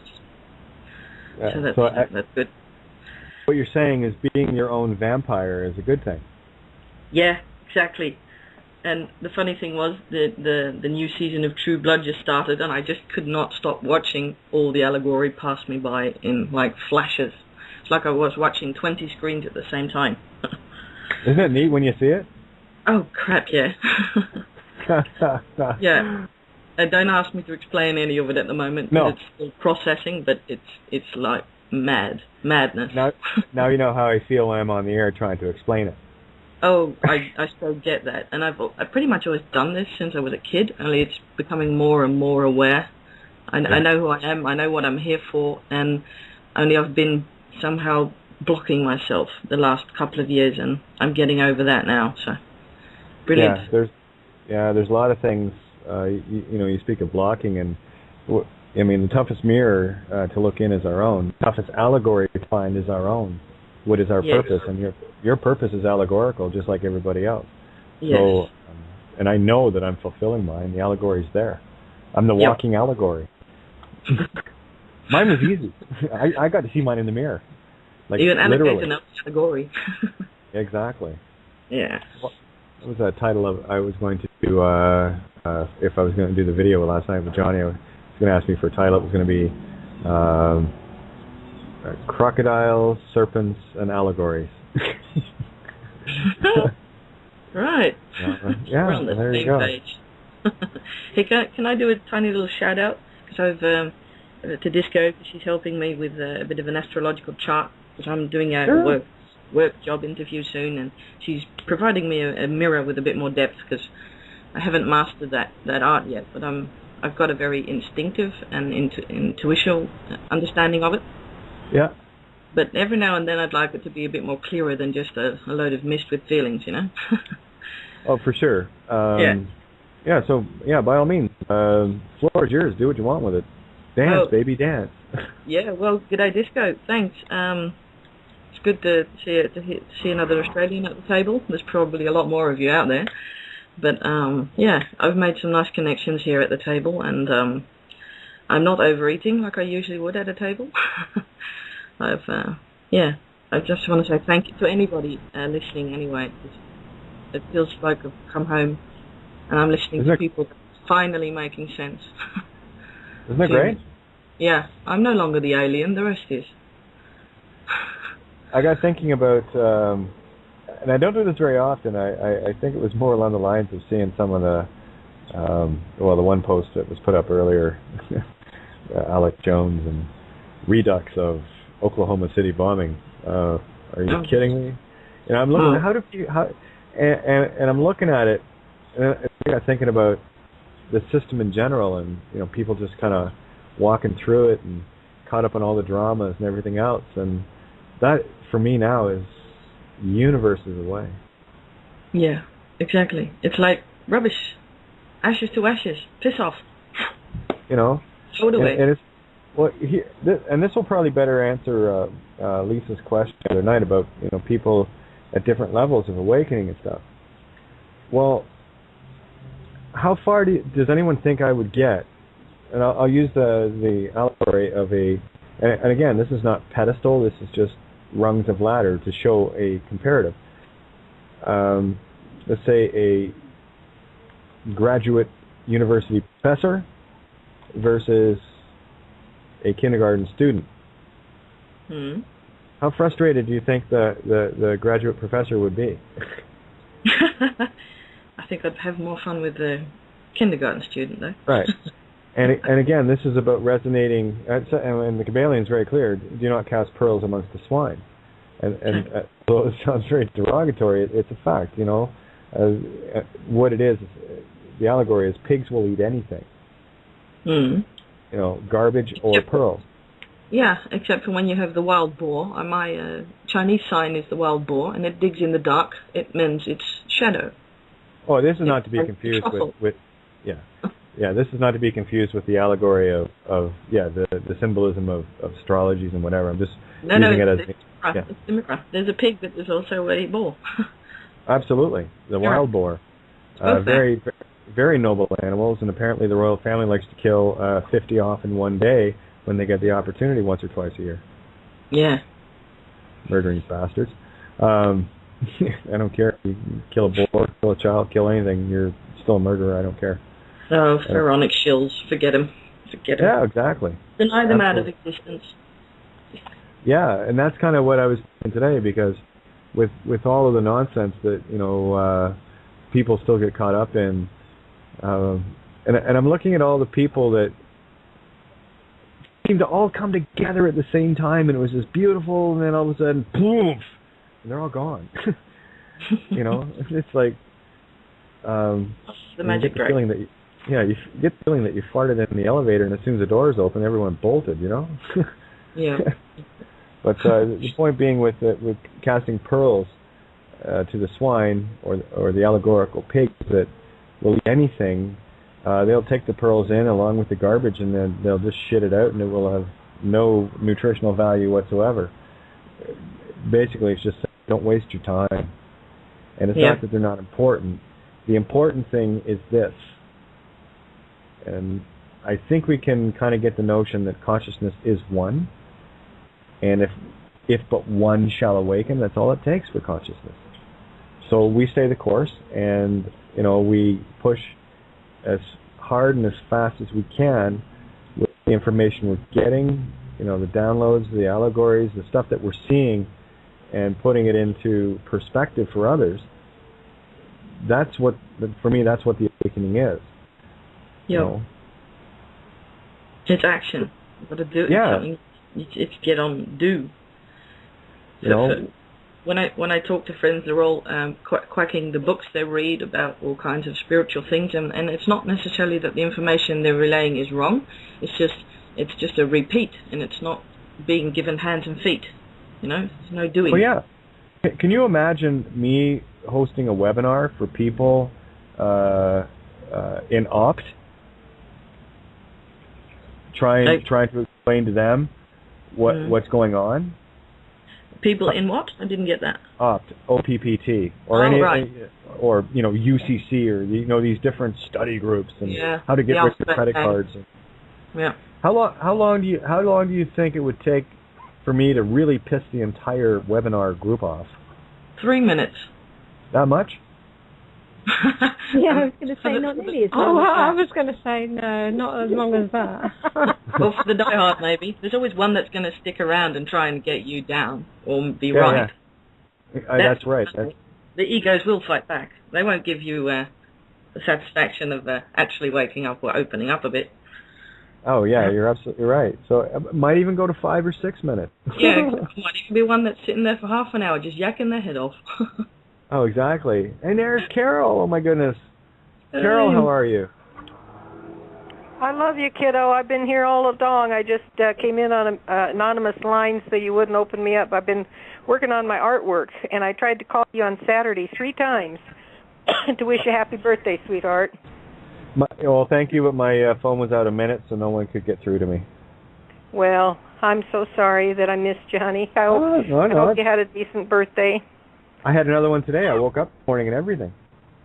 And I'm gonna have another one tomorrow, and the next day. So are you. So is everybody. Keep your chin up, baby. It's only going to get better from here. I didn't realize the chin was down. It's actually right out where people can take a swing at it. Go ahead. Oh, you missed again. Oh, did the chainsaw catch your wrist and cut your hand off? I'm sorry. Anyway, I love you, darling. You take care. Yeah. I want to thank you for the music. I'll tell you, I know you said the other night that you don't cause anybody to do anything, but you have inspired me, and I've got 3 pieces of artwork done now, and they get better each time. I'm really happy with them. So I need to thank you for inspiring me. You didn't do it, but you inspired me. So there you are. Inspiration is a different game. Inspiration I love to be, and I love to be inspired. You see, why don't you write a song about, have you written a song about inspiration? Oh, probably maybe a couple hundred, yeah. Out of 5,000, maybe there's one in there. I'd love to hear one about inspiration. Your music is so magical, honest to goodness. Just I'll have to get, beautiful. I'll have to get to the storage unit and dig out some old files, and I've got literally hundreds of CDs, different studio sessions and what have you. I know I've got lots of gems, ones that I probably haven't heard in years, and I go, oh my God, I forgot about that song. Oh, that one too, I forgot about that one. I've written them, I can't remember them. But they all mattered when I wrote them. So, I mean, they all have life. The intent was put out there. But what a training for this particular road that we're all on. Handy little key, yeah? Any little key. I got a call from, I called Cynthia yesterday, our wonderful lady that I was on our Wednesday night calls. That's such a healer and an inspiration for everybody, but she let me know, and of course I don't know that she wants this out yet, but I'm going to share it with you guys anyway. Awesome. Shame on me. And Cynthia, I'm sorry, but there was a 4-day concert in Tennessee, Thursday, Friday, Saturday, and Sunday, and Paul McCartney was the headliner on Friday night. And this great big fellow that is very knowledgeable about stuff took her angel music, Cynthia's angel music, and her spirit paintings, and he did a montage, I guess, up on a big, big screen. There were 135,000 people there. And it was an outdoor thing, almost like, what was that thing, Woodstock? Yeah, almost kind of like that, I would think. Anyway, this music and these beautiful angel paintings, they did them together for everybody to see. And she hasn't had a chance to visit with the fellow that did it, but he said it came off really good. So I am so anxious for her to share with us, as it trickles through and she gets the lowdown on it. But I just want to let you know there's an awful lot of beautiful people working on beautiful spirit stuff and bringing peace and happiness into this world, honey. And I appreciate everything you're doing, so thank you very much. Thank you. Mirror, mirror. I love you, dear. I'm going to mute back out, sweetie. Okay, hon. No, thank you. Love you, too. Absolutely. That's the best part about unconditional, I said that the other night, I'll say it again. Love isn't all about being mushy and huggy, kissy and holy, I love you. It's also about the tough love. Loving someone enough to not put up with the garbage that's keeping them from the best part of themselves. Well, the big problem, I'm going to come back in here for just a second to comment on that if you don't mind, but sure. The biggest problem we have as students of humanity at the time in history that we're here right now, we've all been taught to be nicey nice and take the cookie closest to you and take the smallest cookie and leave the last cookie for the next person and don't say anything. Don't be rude to anybody. Always be nice and put up with the shit, And that's what we've all had to unlearn, or hopefully we're unlearning it, to start exercising our personalities and our wants and needs and I do hope that you will get comfortable at some point in time asking for help. I had to do that years ago, and it's not easy. That's a very hard lesson to learn, but to ask for help is a blessing, honey. Well, so I tell you, proud of you. I'm not afraid to ask for help. The only consideration I have on it at all is the preconceived notions of ego and all the other ego and all the other idiots that do this for money and they're rampant. They're as thick as pedophiles. I mean, things are going to change. That's why I know, but that's why I'm very reluctant, because I do not want. I'll bleed to death before I get lumped in with that crap. I had to take some people off my call years ago, and they were and they're still scamming. They still have their own calls, and they've scammed people out of hundreds of thousands of dollars, and I rail against that myself. The only time we ask for anything on our calls is if we had a fellow that was very, very sick and he needed some particular things, and so I did ask for if anybody wanted to donate, and sometimes I'll buy something and make it available to our family. We had a situation a few years ago where, I don't know if you remember those little silver wands, the Omega wands, 0-point wands. And this company, this multi-level company, was selling them for $300 plus shipping. So I told everybody, I said, well, I'm going to find the manufacturer and bring them to you, hopefully at a lower price. We were able to offer them to our people for $30 instead of $300, same manufacturer, same item, and that included shipping. So that's kind of where I'm at. I'm very much like you are. I do not like to bring money into the equation. It's it's that fine line between, getting lumped in with the scamming gurus that are, if you give me, $3,000 for a seminar for a weekend, I will give you truth. Buddy, if you knew the truth, you wouldn't be doing seminars. That's the truth, and for me, it's always been a situation of the truth belongs to all. No one can charge anything for it. The lesson I learned from Amanda, so much one that I learned, it's one that I knew, it's more of an acceptance, is that, it's okay. It's okay, to feel value. And if there is value there, those that see and get the value from it will be there. And I know, like, she put up, here's the thing, she had, talking to her label, it was a great analogy too. And her group that she performs with had signed a major label deal, and they released an album and it sold 25,000 copies. And, you know, as soon as she said that, I'm thinking, wow, that's a flop for the labels. They don't like that. If you haven't sold 100,000 copies, they're not happy. They look at it as a failure. Of course, she comes out and says, well, she thought it was great, and I would think it was great too. I mean, but to a label, that's a flop. That's a failure. And then she decided that she's just going to give her music away. I know someone else that does that. Right, give the music away and let her listeners who want to share in it, you know, give what they want. And as it turns out, I think she had on her Twitter just under 25,000. There's that magic number again. I think it's 24,800 or something. People in her Twitter following, and guess how much she raised to do the next project. 1.2 million plus out of those less than 25,000 people. And that told me everything I need to know. It's not like, you know, I see what I mean? I always got to be careful here. No, that's not the intention, guys. It's, to be honest with you, I'd really kind of like to have a place to be by myself and, you know, maybe get my dogs on occasion. You know, that I'm not worried about other things, moving cars and stuff. And that's no big deal. It's not. It would just be nicer. That's all. And you know, these are the silly little things that I wish for.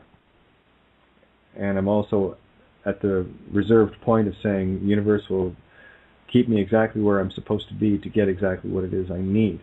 And based on what has been getting uncovered in the last, you know, few weeks, a month or so, obviously I had to be exactly where I am in order to get that. So, who knows? Right? So it's just, it will be what it will be, and I'm okay with that. I'm in the arms of the universe, completely. I'm all in. All in. So there you go. Somebody else jump in now. I hear typing. I don't hear talking. It seems to me that what you're saying in a very gentle and roundabout way is that what you would now like to have is what most of us still actually do have, is a place to call our own, with the peace of mind to know that when we go in there and, you know, we can relax completely, we can do what we want and not have to feel in any way beholden. And I think that's a very or to feel that I'm reasonable thing to want to have in your life. Or that I'm in the way of, you know, someone else's exactly, yeah, lifestyle. Relaxed. Totally relaxed. Yeah. There's you know, there's nothing wrong with wanting that. That's a natural thing to want. Yeah, I'm kind of, and again, no harm, no foul. I'm back to everything that happens here. You know, I'm at the whim of the others here. Servant for sure. No question there. But that's pretty much it. It would just be nice, you know. I let you guys know my phone is $30 every month to keep my phone up. That's I get 300 minutes for that unlimited texting, which is a great deal for me. I don't use it's an emergency phone anyway. You know, for those that really need to get a hold of me, and if I'm out traveling or whatever, I have something there. I don't have to worry about internet connection.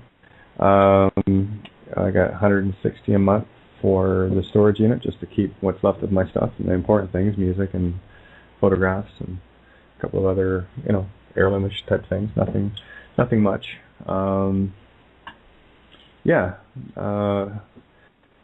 I mean, I got some stuff over at a friend's place. I have no idea what kind of condition that's in. That was, the fridge, stove, washer, dryer, and other stuff, whatever. So I don't know what kind of shape that's in after a winter, because it wasn't sealed where it was. So I can only imagine.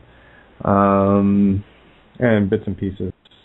Sue's got a bunch of stuff.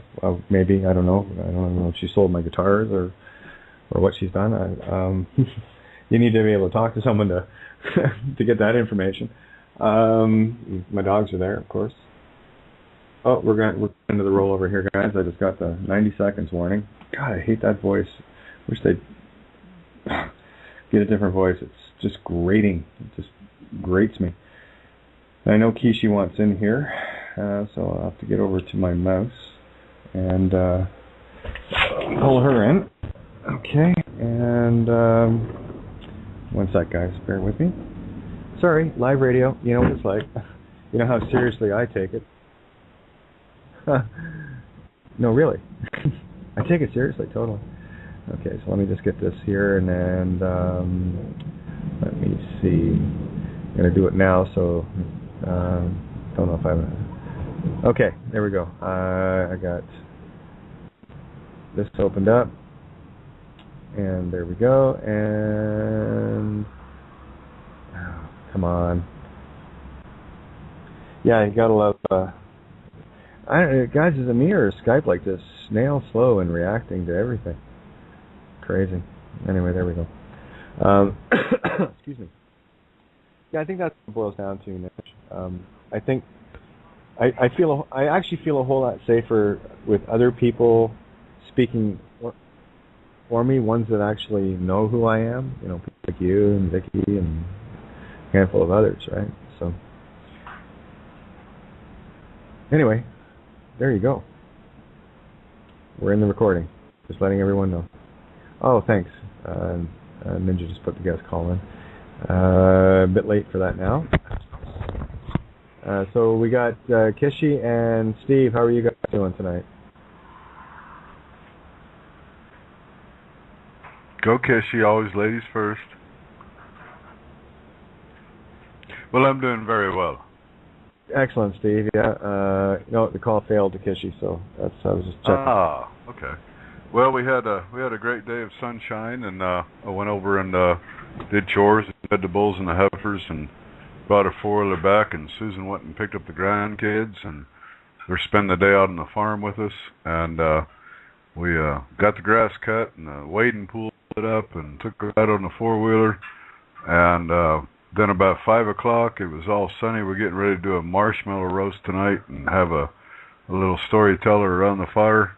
And a big old northern come in, a blast out of the blue, and rained and howled and carried on. So Grandma's been taking care of the grandkids, watching Shirley Temple tonight with them. Oh, excellent, excellent. There's a little resonation. Shirley Temple.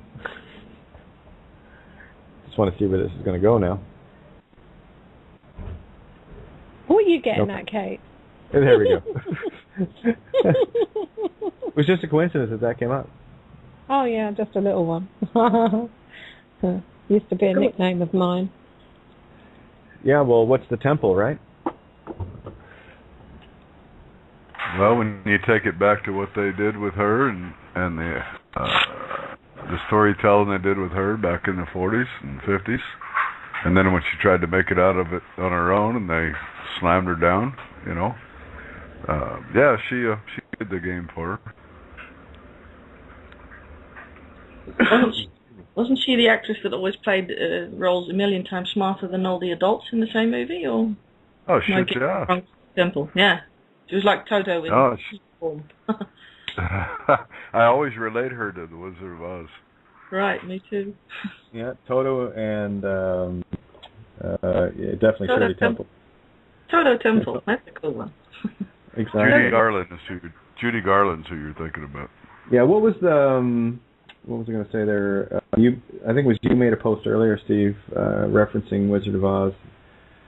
Yeah, it was out of the. There's a international consortium of independent journalists did a great out on all the offshore banking, all the names, companies, corporations, accounts through the British Virgin Islands, all the way to the Cook Islands. It goes up through Paraguay. Yeah, it's a great article. I put the link there. It goes right to their website. They've done some really, if you want to know what all of our intentions in the, I don't know what the hell you want to call it, in the physical realm is transpiring, that will let you know. I was going to say that sounds to me like the allegorical of what we're doing is getting uploaded into the Akashic and downloaded into the physical. Exactly. That's what's happening, and I just put it out there. I said people that are paying attention to what we are doing and what the cause and effect is in the physical, this is the cause and effect. Yeah, it's manifesting elsewhere. That's one of the things, like with MJ. He doesn't always get along with us. And I won't know because we're off the air now, so you can't. If he's not on the board, he can't hear me. But it's one of the things, like when MJ calls, I refer to him as a watcher because that's what he does. He watches everything. And what he's watching for is to see the ripple effects of what we're doing and how it's being portrayed across other groups, other gatherings, and what those groups are talking about. Where we're getting to the point now. Well, there's the article of Wizard of Oz as one of our key points that we keep bringing up. All the way through to Hollywood, where these things are. This is the magic of Oz, boys and girls. Where the things we're creating are actually manifesting in the world. Well, what was said was a gentleman, I can't remember his name, Arthur Coxworth, that might have been his name. He's from the Queen's University, Canada, and he went through the documents that were presented from the International Consortium, and his words were, looking at these documents is like looking at a scene from The Wizard of Oz, when the curtain was pulled back and we've seen the wizard running the secret machines. That was his quote. Yeah, and all those veils are getting ripped off. They're coming down in droves now. Now, the thing is, where do we go from here? Well, I'm here now and keeping my intent exactly where it should be. And like I said, if you can't take back your own blood, i.e. Purified plasma called urine, and you must put it down a toilet, then put the intent, go back to what was the movie Independence Day. How did they take out the aliens in the allegory? They put a virus into their computer. Oh. Right? So, and there's our allegory. We are the virus, right? And we have the tools to do it. And when you think about how many atoms and molecules of pure life essence with intent that we wield every time we it's time to poison the well with truth. But we are a virus to them. We are not a virus with ourselves. Exactly. We're the virus to the program. Well, again, I go back to video games. I'm the same thing all the time. How often, other than every single time, that when someone awakens to what's going on and opens their mouth and becomes a voice for it, what happens then is, like in a video game, the game player that you're using is actually the virus that is being attacked by the other parts of the game. Your game player is considered the virus in the game, and that's what makes the game work. And wow. That's what we are in this game. We are the virus. That sounds like Tron. Huh? Yeah, that is Tron. Yeah. I had a tiny little download a while back, and it hooks into this a little bit, or a lot actually. In Dutch, the word for kidney is nier. If you put that backwards, it says rein. Rein means clean. If you start drinking your wee, you are cleaning the virus from inside out. So that's one way to opt out of the game as a virus, probably. Absolutely, and as within, so without. That's where I was going. If you want to clean up the virus outside of yourself, clean it up inside of yourself, and only you have that tool to do that. Yeah. Oh, brilliant! This is the cornerstone of the Dutch download. The word rein, clean, is in the word soeverein, as in sovereign. Mm-hmm. So drink your wee, you become clean and sovereign. There you go. Yeah, good. And it's funny. I'd look at it in English, but it's in every language. It's in all of them. I just, if I need to appeal to people's egos, if reversing your aging and getting beautiful skin and hair and everything else matters to you, getting your weight back to normal and solving any health issues that you have, any of the toxins, be it fluoride or whatever, chemtrail, any of that stuff that you have ingested, heavy metals or whatever, neutralize it. And you have every time you evacuate your bladder, draining yourself of the plasma, life force, literally pissing all of that away. Yep. Literally. So time to clean the within, and of course, the power and control grid above, the one we can see, is too obvious. It was the one that was buried underground that we couldn't see that is the real controller. Yep. The real vampires are feeding on our real blood, and we are giving them full consent to use it. So it's all the same allegory at the end of the day. Pretty cool, huh? Yeah, amazing. Have a look in your own mirror to see what your allegory is. What purpose that you are fulfilling. Look at it allegorically.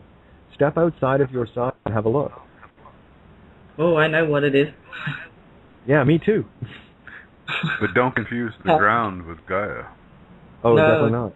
No, there's so many layers there. There's Gaia, there's Sophia. I finally got what you were talking about, Steve. Thank you very much.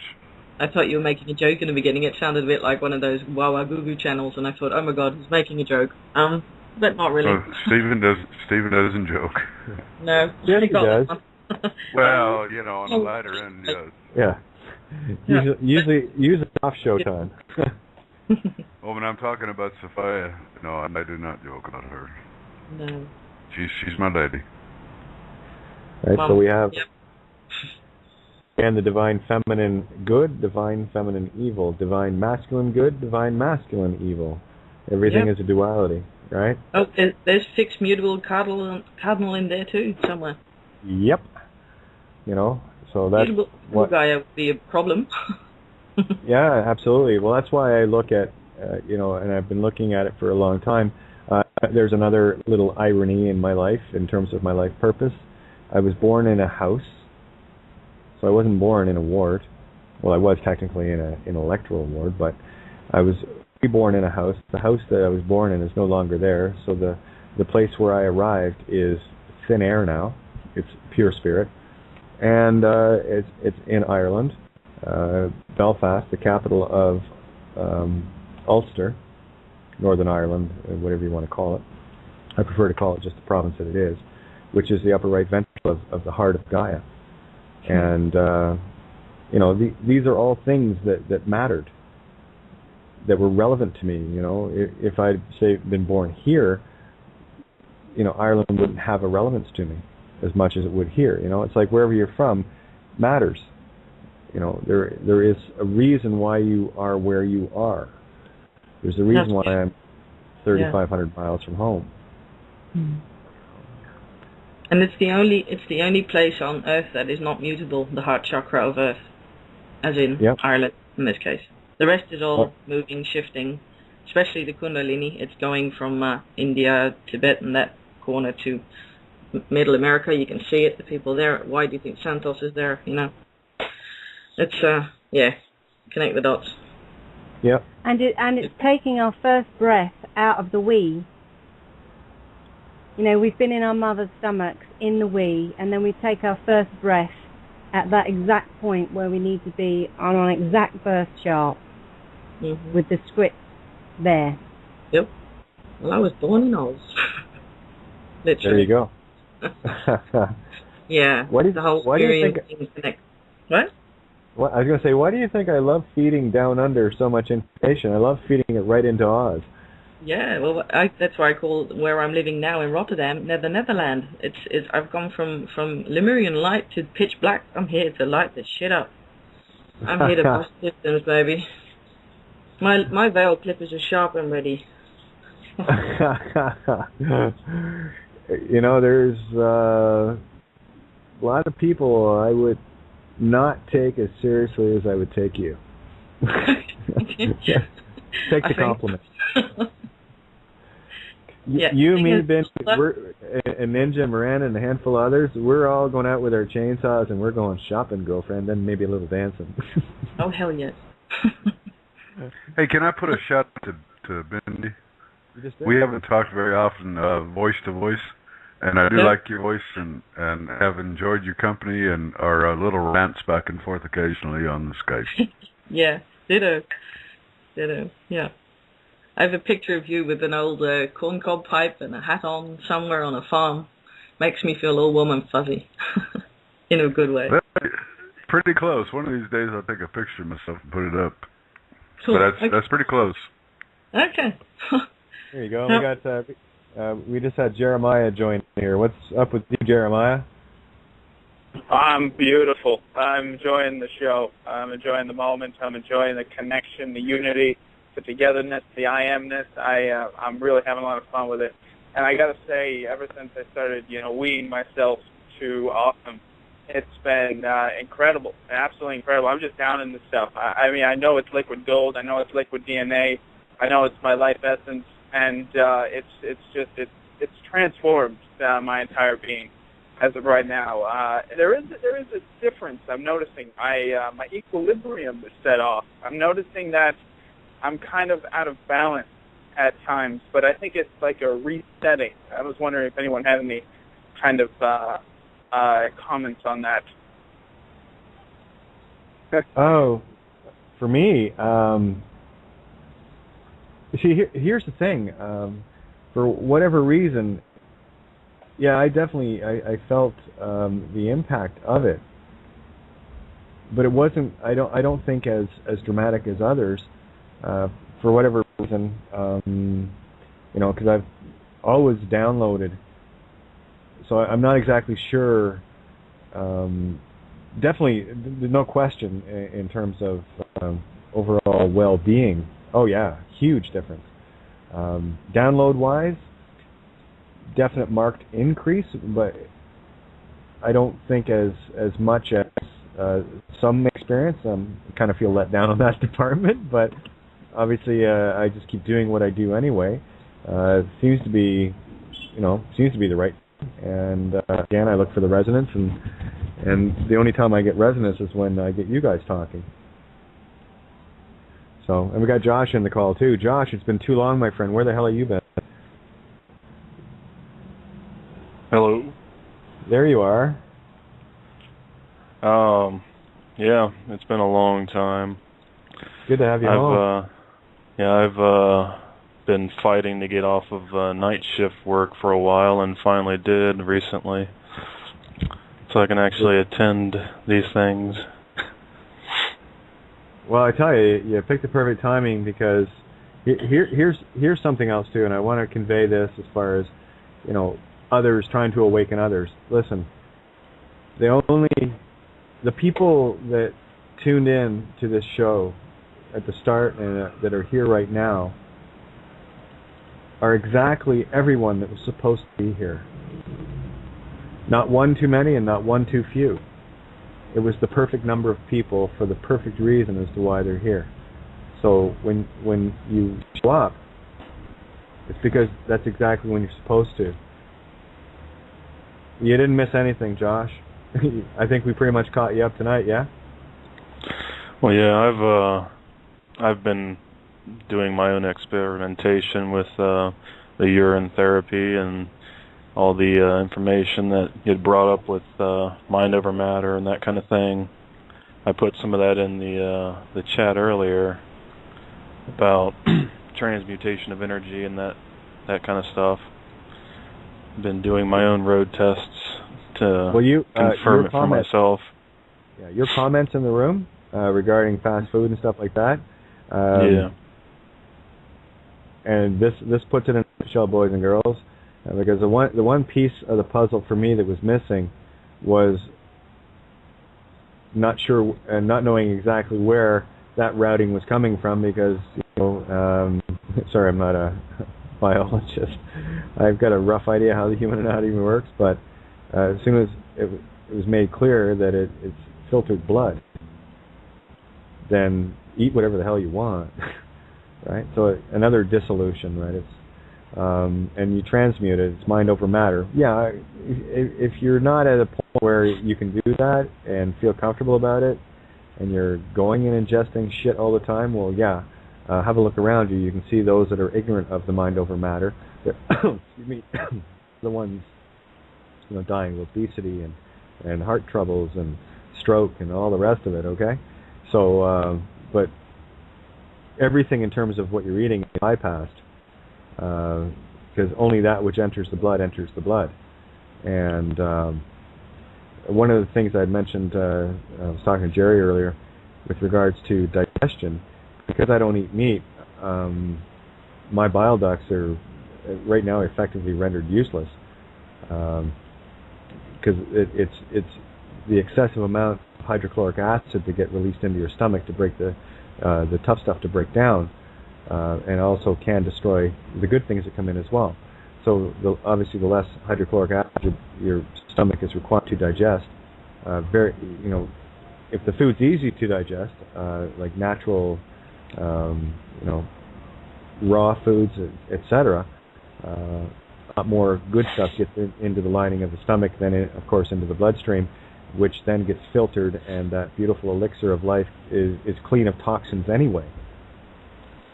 Right? That's what your kidneys do. So, yeah, I saw that, and thank you for making that crystal clear. It was beautiful. Yeah. Now, can I throw something out there? A little off the board? Sure. I do not, and probably will not, and that's okay. But for those of us that are not following the same methods that you are, you could follow the methods that I do. And know that your physical and your spiritual center is one and the same. And whether you, well, for instance, I'll give you. I ran across an article today that out of the UK that was talking about they were doing urine samples out of the UK, and the percentages of the people that the GMO toxins have been showing up in their urine. And I just feel that I can eat and drink and be what I am here on this land. And it isn't about what I eat and drink. It's about who I am as I walk this land. That makes a difference. So if that makes any sense. Yeah, again, it's a personal choice, right? For me, I'm just putting that out there for the folks that, I hear you. The body's a projection of the mind or spirit, so basically what you project into the body is what's going to be true. If you believe you're being poisoned, you are. If you don't, you're not. Exactly. And I wasn't trying to throw a rock into the puddle. No. It's a floating surface you can jump on. Yeah. And it really... For God's sake. I had a literal experience with this. A friend of mine went to the optician to get her eyes tested because she's got getting older, and she says they're getting worse. And she said, "You get yours tested too because you're the same age." She said, "Mine are 20/20, darling. Don't worry, I've got eagle eyes." And just for fun, I had them measured, and the optician said, "I don't know what to make of your eyes. You can move your iris on command." Yeah. That's not supposed to happen. I said, "Well, there's your eagle eyes." Well, that's the truth, and that's how, and it's just a different flavor, of looking at things, and I'm not trying to, whatever works for anybody. I just put that information out there for those that are saying, well, gosh, I don't know if I have to do all this stuff to make it. Well, you don't. You have to be square with your heart and understand your mind and your place and where you're at. That's it, Steve. You're right on the money, and it's just following your heart, following what you are so excited about, what you are so intrigued about, what you're willing to do to make that inevitability possible, and what you believe based on what you're doing, and then what you associate that belief with, and the act of it happening, and the act of it actually carrying out. So if you wanted to say, go the we route, then you want these powers, where you can do anything, teleport, transport. Like you've gotten the knowledge at this point where you're ready to just really do what you were set here to do, what you're meant here to do. It's awaken that spiritual essence. So it really follows what you decide to do to find the path that is most appropriate for you at this time. And that's really what made me want to go the we route. And when I found out that it was just liquid DNA, that whatever it was that I created, whatever it was my intention was for that, that is going to lead me so much more closer to my inevitability. And it's beautiful, and everyone has this capability if you wanted to seek out certain avenues, certain paths. And we all have different lessons here, so it's beautiful. Very well put, and I just want to point out that many years ago, before I left home, I tried several experiences. I'm talking about the age of probably 10, 11, 12, in that range. And one of those experiences was to taste and drink my own pee. And, of course, back in the late 60s, that was a little weird coming out of a Catholic family. And but I experienced that by myself on the shores of a lake, and thought it a very great experience. But I had to go down certain pathways in my life and experience some other things. And I'm saying it's a great thing, don't get me wrong, and I probably should. Right. But I've just thrown that out there for others that are saying, well, I don't know, that there are many ways that we are the beings that we are. And whatever. Okay, well, I'll tell you what. I am going to jump in here because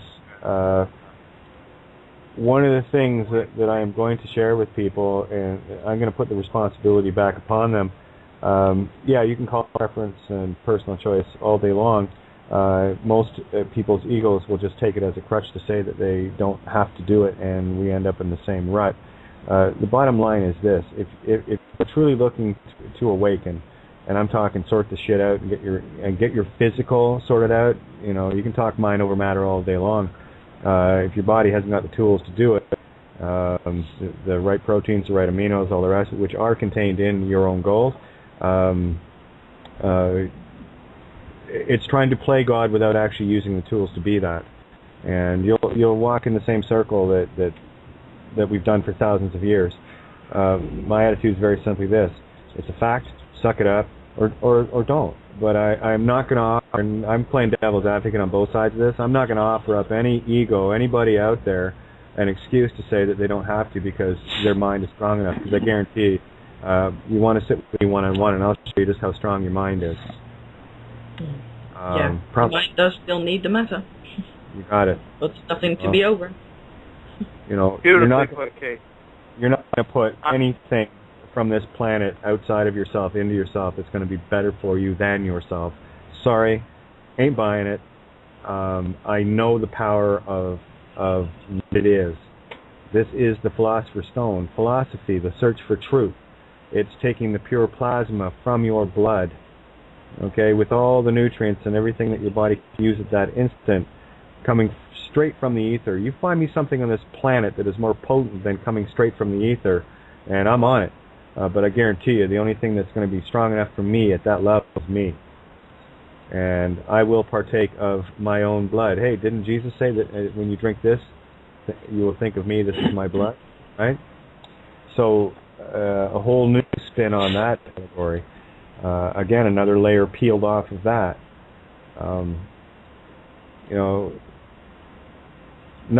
Here it is. If you're not willing to partake of your own blood, then piss your life away, by all means. And I'll take any excuse from anybody, and I'll say that's great. I'm glad that's good for you. But at the same time, I will not advocate any form of crutch whatsoever. Make the personal choice. That's fine. Absolutely, that's fine. But that's your choice. That's your responsibility. And I will tell you, and so countless other people now, that you're missing the ride of your life.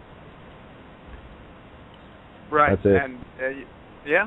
Absolutely, and if you're ready to go down that path, absolutely, that's what you're ready for. And the fact that Steve had that intuition, that desire to actually, find out what that was about, and to have that just that inclination, that heartfelt withinness is just beautiful. I love this. I love where this is going, but I gotta go, guys. I love you. Take care.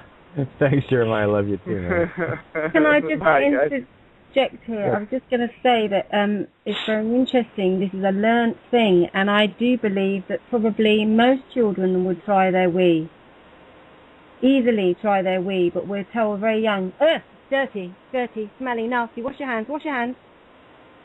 And you've become programmed so quickly that it's not a nice thing. Whereas if left to one's own devices, I'm sure children would pee in their hand and just take it, instantly knowing. And of course, remembering where they've just come from. Exactly. Yeah, I think you're right there, Amanda. Yeah. Sorry, Miranda, I'm off to Absolutely. Again, it's what we've been conditioned with. If we had known this, and our parents had known this would be part of our day-to-day regimen anyway. There would be no consideration on whatsoever. And we'd certainly have a planet full of very long-lived, very, very high-frequency, energetic beings walking in compassion, light, and love already. So you have to stop and look at, one, why are they making us piss it away? And two, why are they gathering it up in the underground network? There has to be a higher purpose to it. Of course there is. They're taking what we throw away from the ether. We're literally throwing creation away, literally. And I don't mean that in any gentle means whatsoever. The term "pissing your life away" is very literal, and what you're doing is you're taking right from the ether and you're putting it right into a toilet bowl and you're handing it right to them to be, for whatever they're using it for. They're allegory of vampires. Vampires feed on blood. And urine is the purest form of that plasma energy with all life-giving nutrients in it. They gather it up for a reason. Unfortunately, now they're going to have some problems because the well is getting poisoned. Anything that I'm not using is going to go for good intent to poison that well. There's your den of thieves. Well, I'll tell you what. Let's see how you like your gold poisoned with truth and light and love. And then if you use it for negative, you're done. And if people cannot face drinking it themselves, save it all, water it down, and give it to your plants, give it to your garden, give it back to your Mother Earth, who is dying for it. Yeah, who needs that creation back into her, the same as she needs our poo. Every day I poo in the woods. Yeah, every day I poo in the woods when I walk my dogs, and I feel connected. I feel like I've done a good deed to the day, yeah, and I cover it up with leaves. Nobody's going to know, and I've refed my mother. I'm saying thank you for growing what you've grown, and we've taken her food away from her, and it makes me so sad. Guys, go out and build yourself a little compost loo. Keep it. There's a wonderful book called Human Manure where you can actually feed your poo to worms and put it back into the soil. This is why the soil is so taken away of all its nutrients and doing so badly. We need to put our essence back into the land. We come from Earth and we need to give to Earth. Shiwa, I said that in the room earlier. They were talking about drinking the pee, and I said, I don't, I'm sorry, but I gave it back to Mother Earth. And somebody said, what, in a septic? I said, and or a tree or whatever, but I give it back to Mother, and I draw her energy back. And I understand what you all are saying, and I'm not detracting from that at all, Katie. I'm just. Steve, I'm not saying that you are.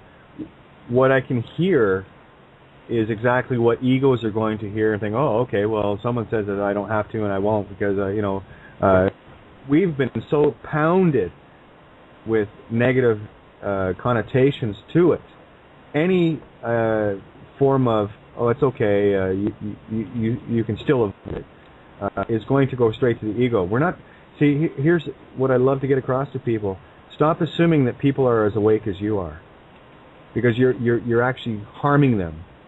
Because of things that you know and things that you do and have the ability to do doesn't mean that everyone else does. So that's why, for me, I'm always mindful. I will not give anyone an excuse. I will hand them full responsibility. Ignorance, there is no defense of ignorance. So when I put the noise, they can choose now. That's all.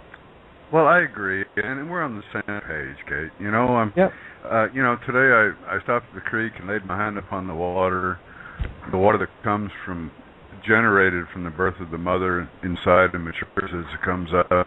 When it bubbles out of the springs, you know, the energy that comes forth. And I wasn't trying to give anybody an excuse. I was just I'm not saying you were. Them to connect, you know.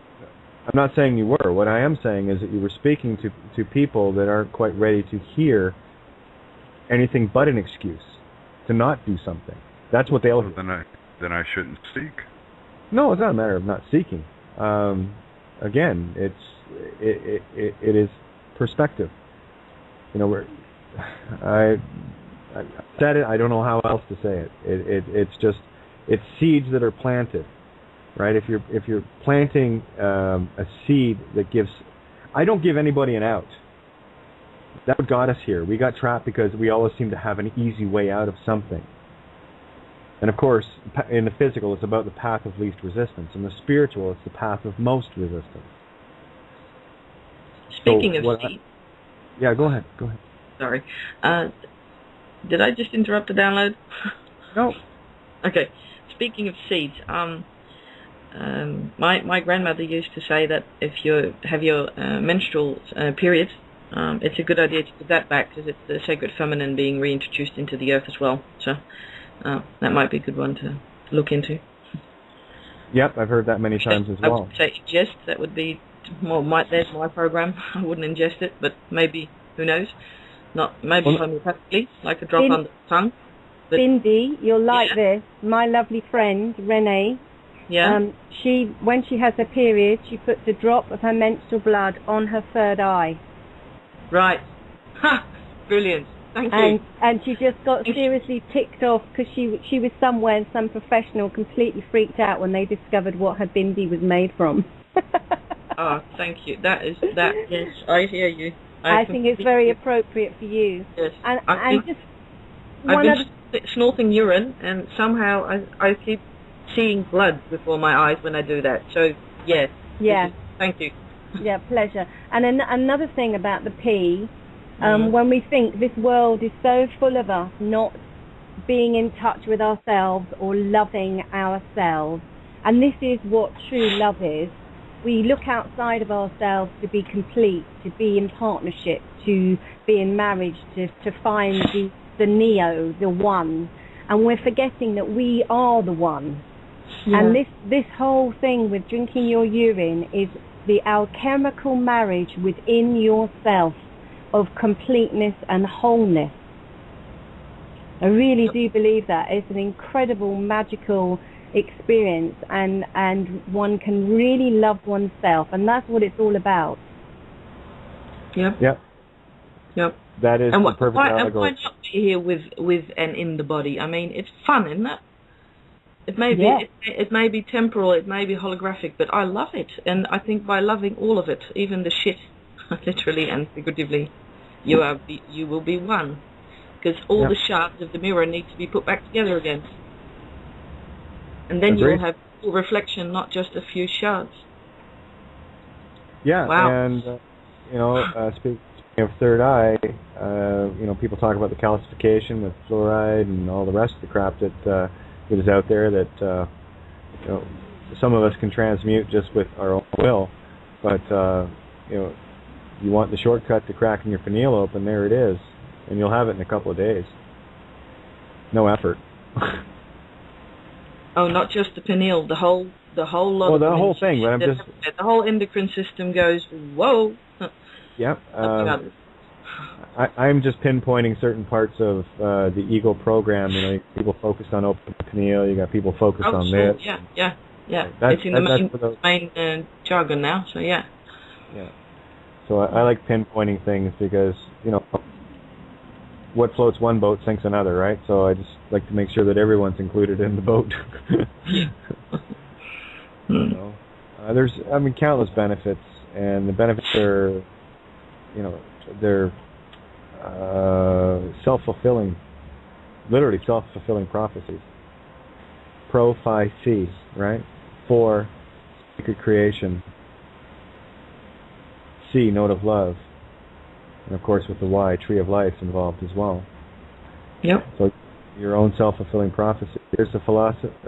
Philosopher. What is a philosopher? Someone who seeks the truth. Someone who is, looking for the deeper meanings. Why would they call it philosopher's stone instead of liquid gold or something else? It was called that for a very specific reason. And we talked about the word stone this morning as well. I saw two musical things in it right away, tones and notes. Creation is all about a song. It's all about waves and energy, and creator's a poet. That I know. That's what the whole prose is about. Prose for himself, herself, itself. And I will add on too that creator, our divine essence, is always in bliss. So everything's got to have a to it. Even planet Earth. Yep. A lot of jokes running around now, and it's getting funnier and funnier. It's every time I hear a siren, I laugh. It's a completely different paradigm now. There's I see a cruiser when I'm traveling invisible, and I know the level of entity that is sitting behind there getting fried with tachyon energy, and they're going to wonder in 10 years why their body is dilapidated. Well, because your DNA got shredded with all that tachyon you've been sitting in, but you weren't aware of it. You didn't have your shields up. That's why any of these microwaves and the rest of this crap, it will only affect you if you say it will. Your DNA is yours to program. And that's the thing about, Miranda, you were talking about putting your intention into the we. What was that Japanese doctor? Emoto. Yeah. Putting the intention into the most pure water in the universe, pure ether. That's why they call it urethra. Urethra? It's your ether, eh? Your ether of creation, A, 6 in the mirror, which is light. Yin is dark, in the mirror is light. So urethra is your ether of light. And Eureka is the moment you find it. Oh, the clock just went 11:11:11 here. Right. Kate, can I read one lexigram about the we? Oh yeah, please. Have we got time? Okay. Oh yeah. We is our scent. Nevermore cover yourself with unnatural scent made by beasts from beasts, for you are holy. Your smell is who you are. Your we is from your holy well, for you are the Holy Grail. So dab your we behind and in your ears, so you can truly hear and smell like the beautiful water baby you are. Take from thine own waters. Mother Earth is our heart, and we reconnects us with ourself, our brother and sister, the he and she, the she and he, already within me, within my we. We are the ones we have been waiting for. We are the one Neo Eon. We have been waiting for the mirror you. Brethren, ether be, for the breath of life is water. Have no fear, you are mermen and mermaid. The serpent's coil, the Ouroboros. We are Ra, we are Isis, we are the eight. Eat from yourself, God and Goddess, kings and queens, he and she and he. We will remind you, we will help you remember, member ring. We will help break you through the membrane, and you will be rebirthed. Birth contains rib. We are coming, we are being. Join yourself and join yourself, become your own emerald king and queen, connecting to source by collecting your source. For now two are one, which is really both.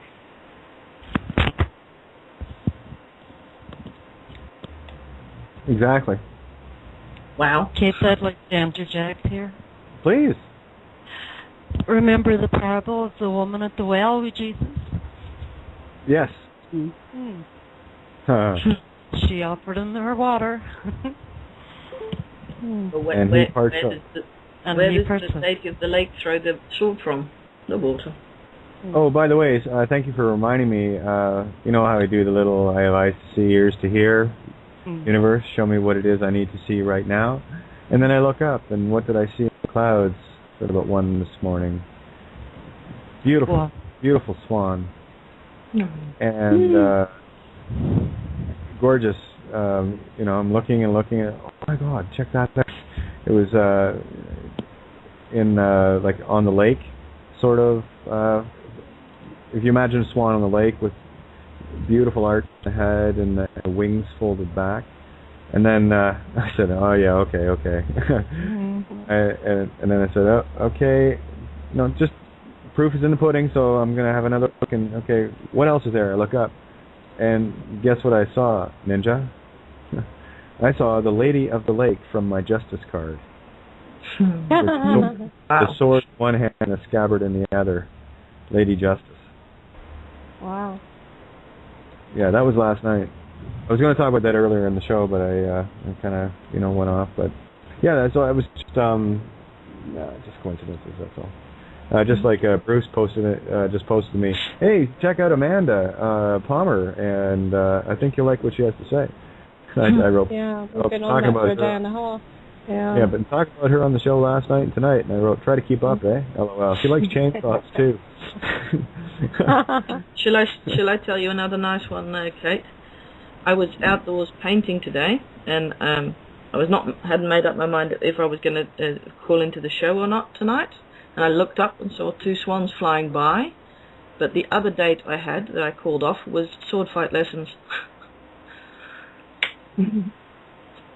I do medieval sword fighting as a hobby sport. With the sword and the swan keys reappearing. Yeah, what are the odds of that? Yeah, I was just thinking, what did you just say? Yeah, look at the synchronicities lining up. I mean, like I know who Bruce is, and his name's not Bruce, but I let him travel in incognito. But what I see there right now is someone that was quite a ways behind in the loop is now caught up to real time with a day or so. Right? So that's what I see. Is try to keep up, eh? It looks like you are. Good. It just shows the synchronicities and the things that are popping up in the now. What do I need to see? And you want to test yourself. It's an easy thing. This is how I'm learning to trust myself fully again, by not doubting anything and saying, what do I need to see right now? And when I say that, I'm saying it right now, but what I was manifesting had to be happening already before the now moment in order for it to enter the now moment. Do you see how the time is zeroed? In order, let me put it another way. Let's say big clue that you're looking for that would resonate is meat stick. You're looking for, if you saw anything right after you asked that and it had meat stick on it, you would know that you're on the right trail. Okay? So let's say you're just traveling along and you say that, I have eyes to see, ears to hear, what do I need to see? Universe, show me now. And then all of a sudden you look to your left and there's a truck passing you with a big sign on the side of it saying meat sticks. That truck had to already be in existence, coming up for you to know, to ask. So you've actually stepped out of time there. You've stepped into creation and you've put it there. It's not coincidence. And the odds of that occurring are not even calculable. I did that yesterday, Kate. a van showed up like the front, and it said "Dogs in Transit." Let's go. I know. You know, and there's the word transmute, across silence, to silence. The only way you're going to transmute anything is to get silent, meditate, get within. And it only takes the twinkling of an eye to do that. People think that meditation has to last hours and, I can't get into the zone and this, that, and the other. No. It is a twinkling of an eye. It is that one instant where all thought stops. That's where the downloads occur. So, and you know what? The quiet formation I saw this morning, it was like, oh God, I never seen the quiet so bad. It was massive, cone-shaped quiet. Looked sort of like a tornado upside down.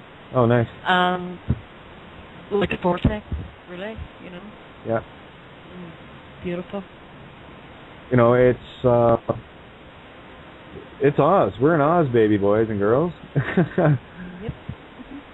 There's no other way to say it. There really isn't. And it really is a matter of trusting yourself, where we have been in believing land so long. Now we're in knowing land.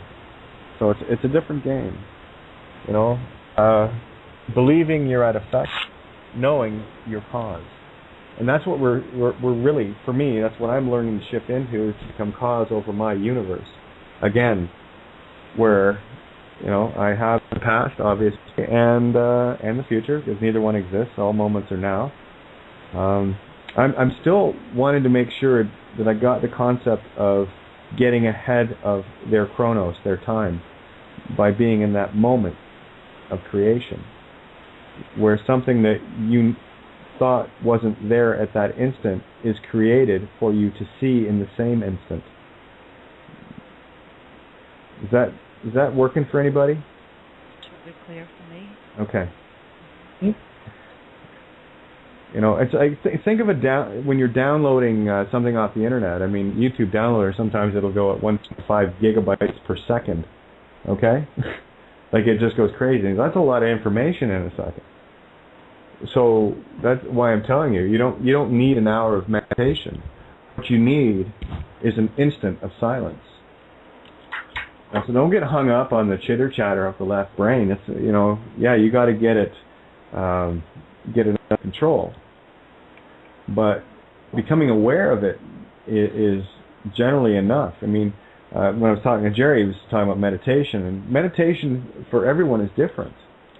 There is no set rule to it. The only thing that people really need to do is just find time for themselves, and you know, take a walk down by a river, and, you know, sit on the grass or on the riverbank or whatever the case may be. You know, if it means sitting at a potter's wheel, getting into that, or, you know, playing a keyboard or guitar, or painting, or just going for a walk where you have solace time for yourself. That is, whatever you love to do will be that one thing that will cause you to meditate. Because when you love to do something, that's why people, you know, you ask everybody how much they love their jobs, and you will find very few that do. And you'll find the ones that really love what they're doing are very successful at it, because they've got the passion of it. Right? So, when you love something, you're in an unconditional state. And love is where meditation is found. So find the things that float your boat, that take you away, that make you into the daydreaming child again. And those daydreams won't be the thoughts of, I need to pick milk up and I need to do this and that and the other. You're back in dream state. That's where the real manifestation and creation occurs. And we have been so far removed from that for so very long. But we're home. We're getting there now. You know? I've just had a lovely idea. Okay. We could, en masse, how about a little, what should we even call it? I don't know whether it could be a joint meditation either. How about we hold a P up and salute it to the world, or to us, to changing, and we all sip one at 11:11 and 11:11. How perfect. We both are male and are female. twice a day. Yep. We could have some really strong power with that. Sure. Wee-hoo! Or I can make it even simpler and just let people know that every instant that you are partaking of your own goals is the now moment. Yeah. So we collectively have the now, and I don't work off their chronos. Fair? So 1, 1, 1, 1, 1. I was just thinking I would not be able to manage getting the time thing right. So I love the idea that, thanks for that, Kate. Yeah, the concept's great. I know what you're saying, Miranda. I'm just taking the clock out of the mix. We don't need 11:11. What we need is now. So do it now. And every moment you're doing it, put that same toast out. No, I'm talking to everybody. It's a radio show. Right? If I say, Miranda, do it now, then you know I'm talking to you. No, when I say you, I'm including myself too, right? Yeah, no, I'm just saying cheers. I'm having one now. Sláinte, baby. Don't put the clock in.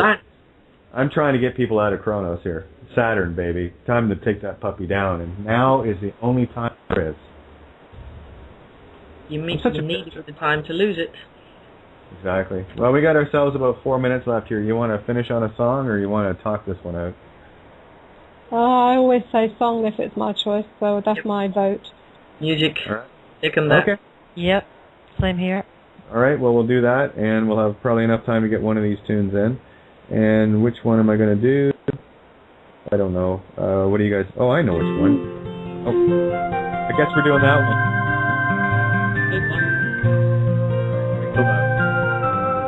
Love you all.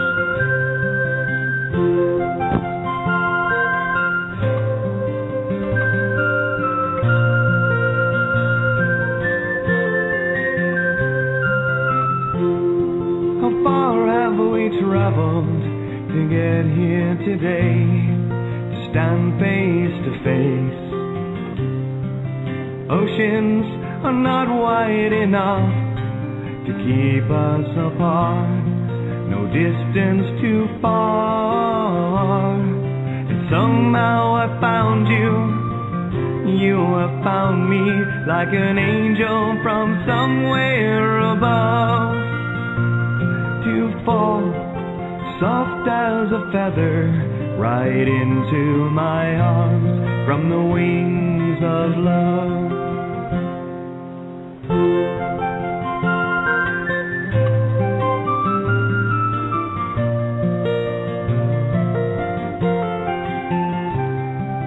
Blessed, I stand here before you, entranced by your smile, so lost in your eyes, and knowing that this is the first day in a journey of years, one lifetime to say that here now I found you, and glad that you found me. You're an angel from somewhere above, and fell soft as a feather right into my heart from the wings of love. So know that with one journey traveled, another one begins today. Yes, you, my once in a lifetime, completes me completely always.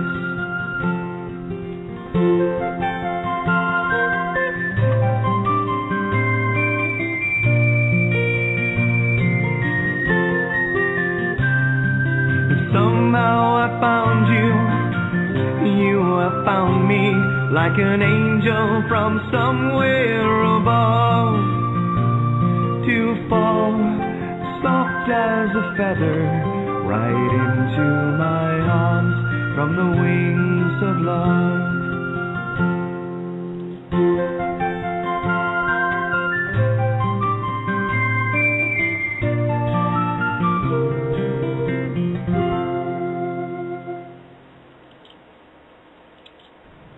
Yeah, that one worked, eh? Yeah, we still have about a minute. beautiful arrangement that song, Kate. Yeah. Yep. I like the flute. Yeah, I'll share that. I did that on keyboard. I'll share the story of that when there's a bit of time. I wrote that for a wedding. Yeah, I got it to them 2 hours before the wedding. I knew about it for 3 months, and I'd been trying to work on it. Didn't want to fit, right? And then, literally, at 7 o'clock the night before, I was supposed to get it the next day to them, and I had to get to the studio. I was in the studio at night till 4 a.m. to do this. Got home, grabbed 2 hours sleep, and ended up having to drive another hour and a half to get where it needed to be to drop it off. Yeah, it hit me like literally. I had the melody, I had everything, I just didn't have the arrangement or anything, and that fell out of me I wrote it, and then I called my buddy at the studio and said, Steve, I'll be right there. And said he had someone in. Said, can you come in at midnight? I said, yeah, I can do that. I got to get this recorded for tomorrow. It was perfect this evening.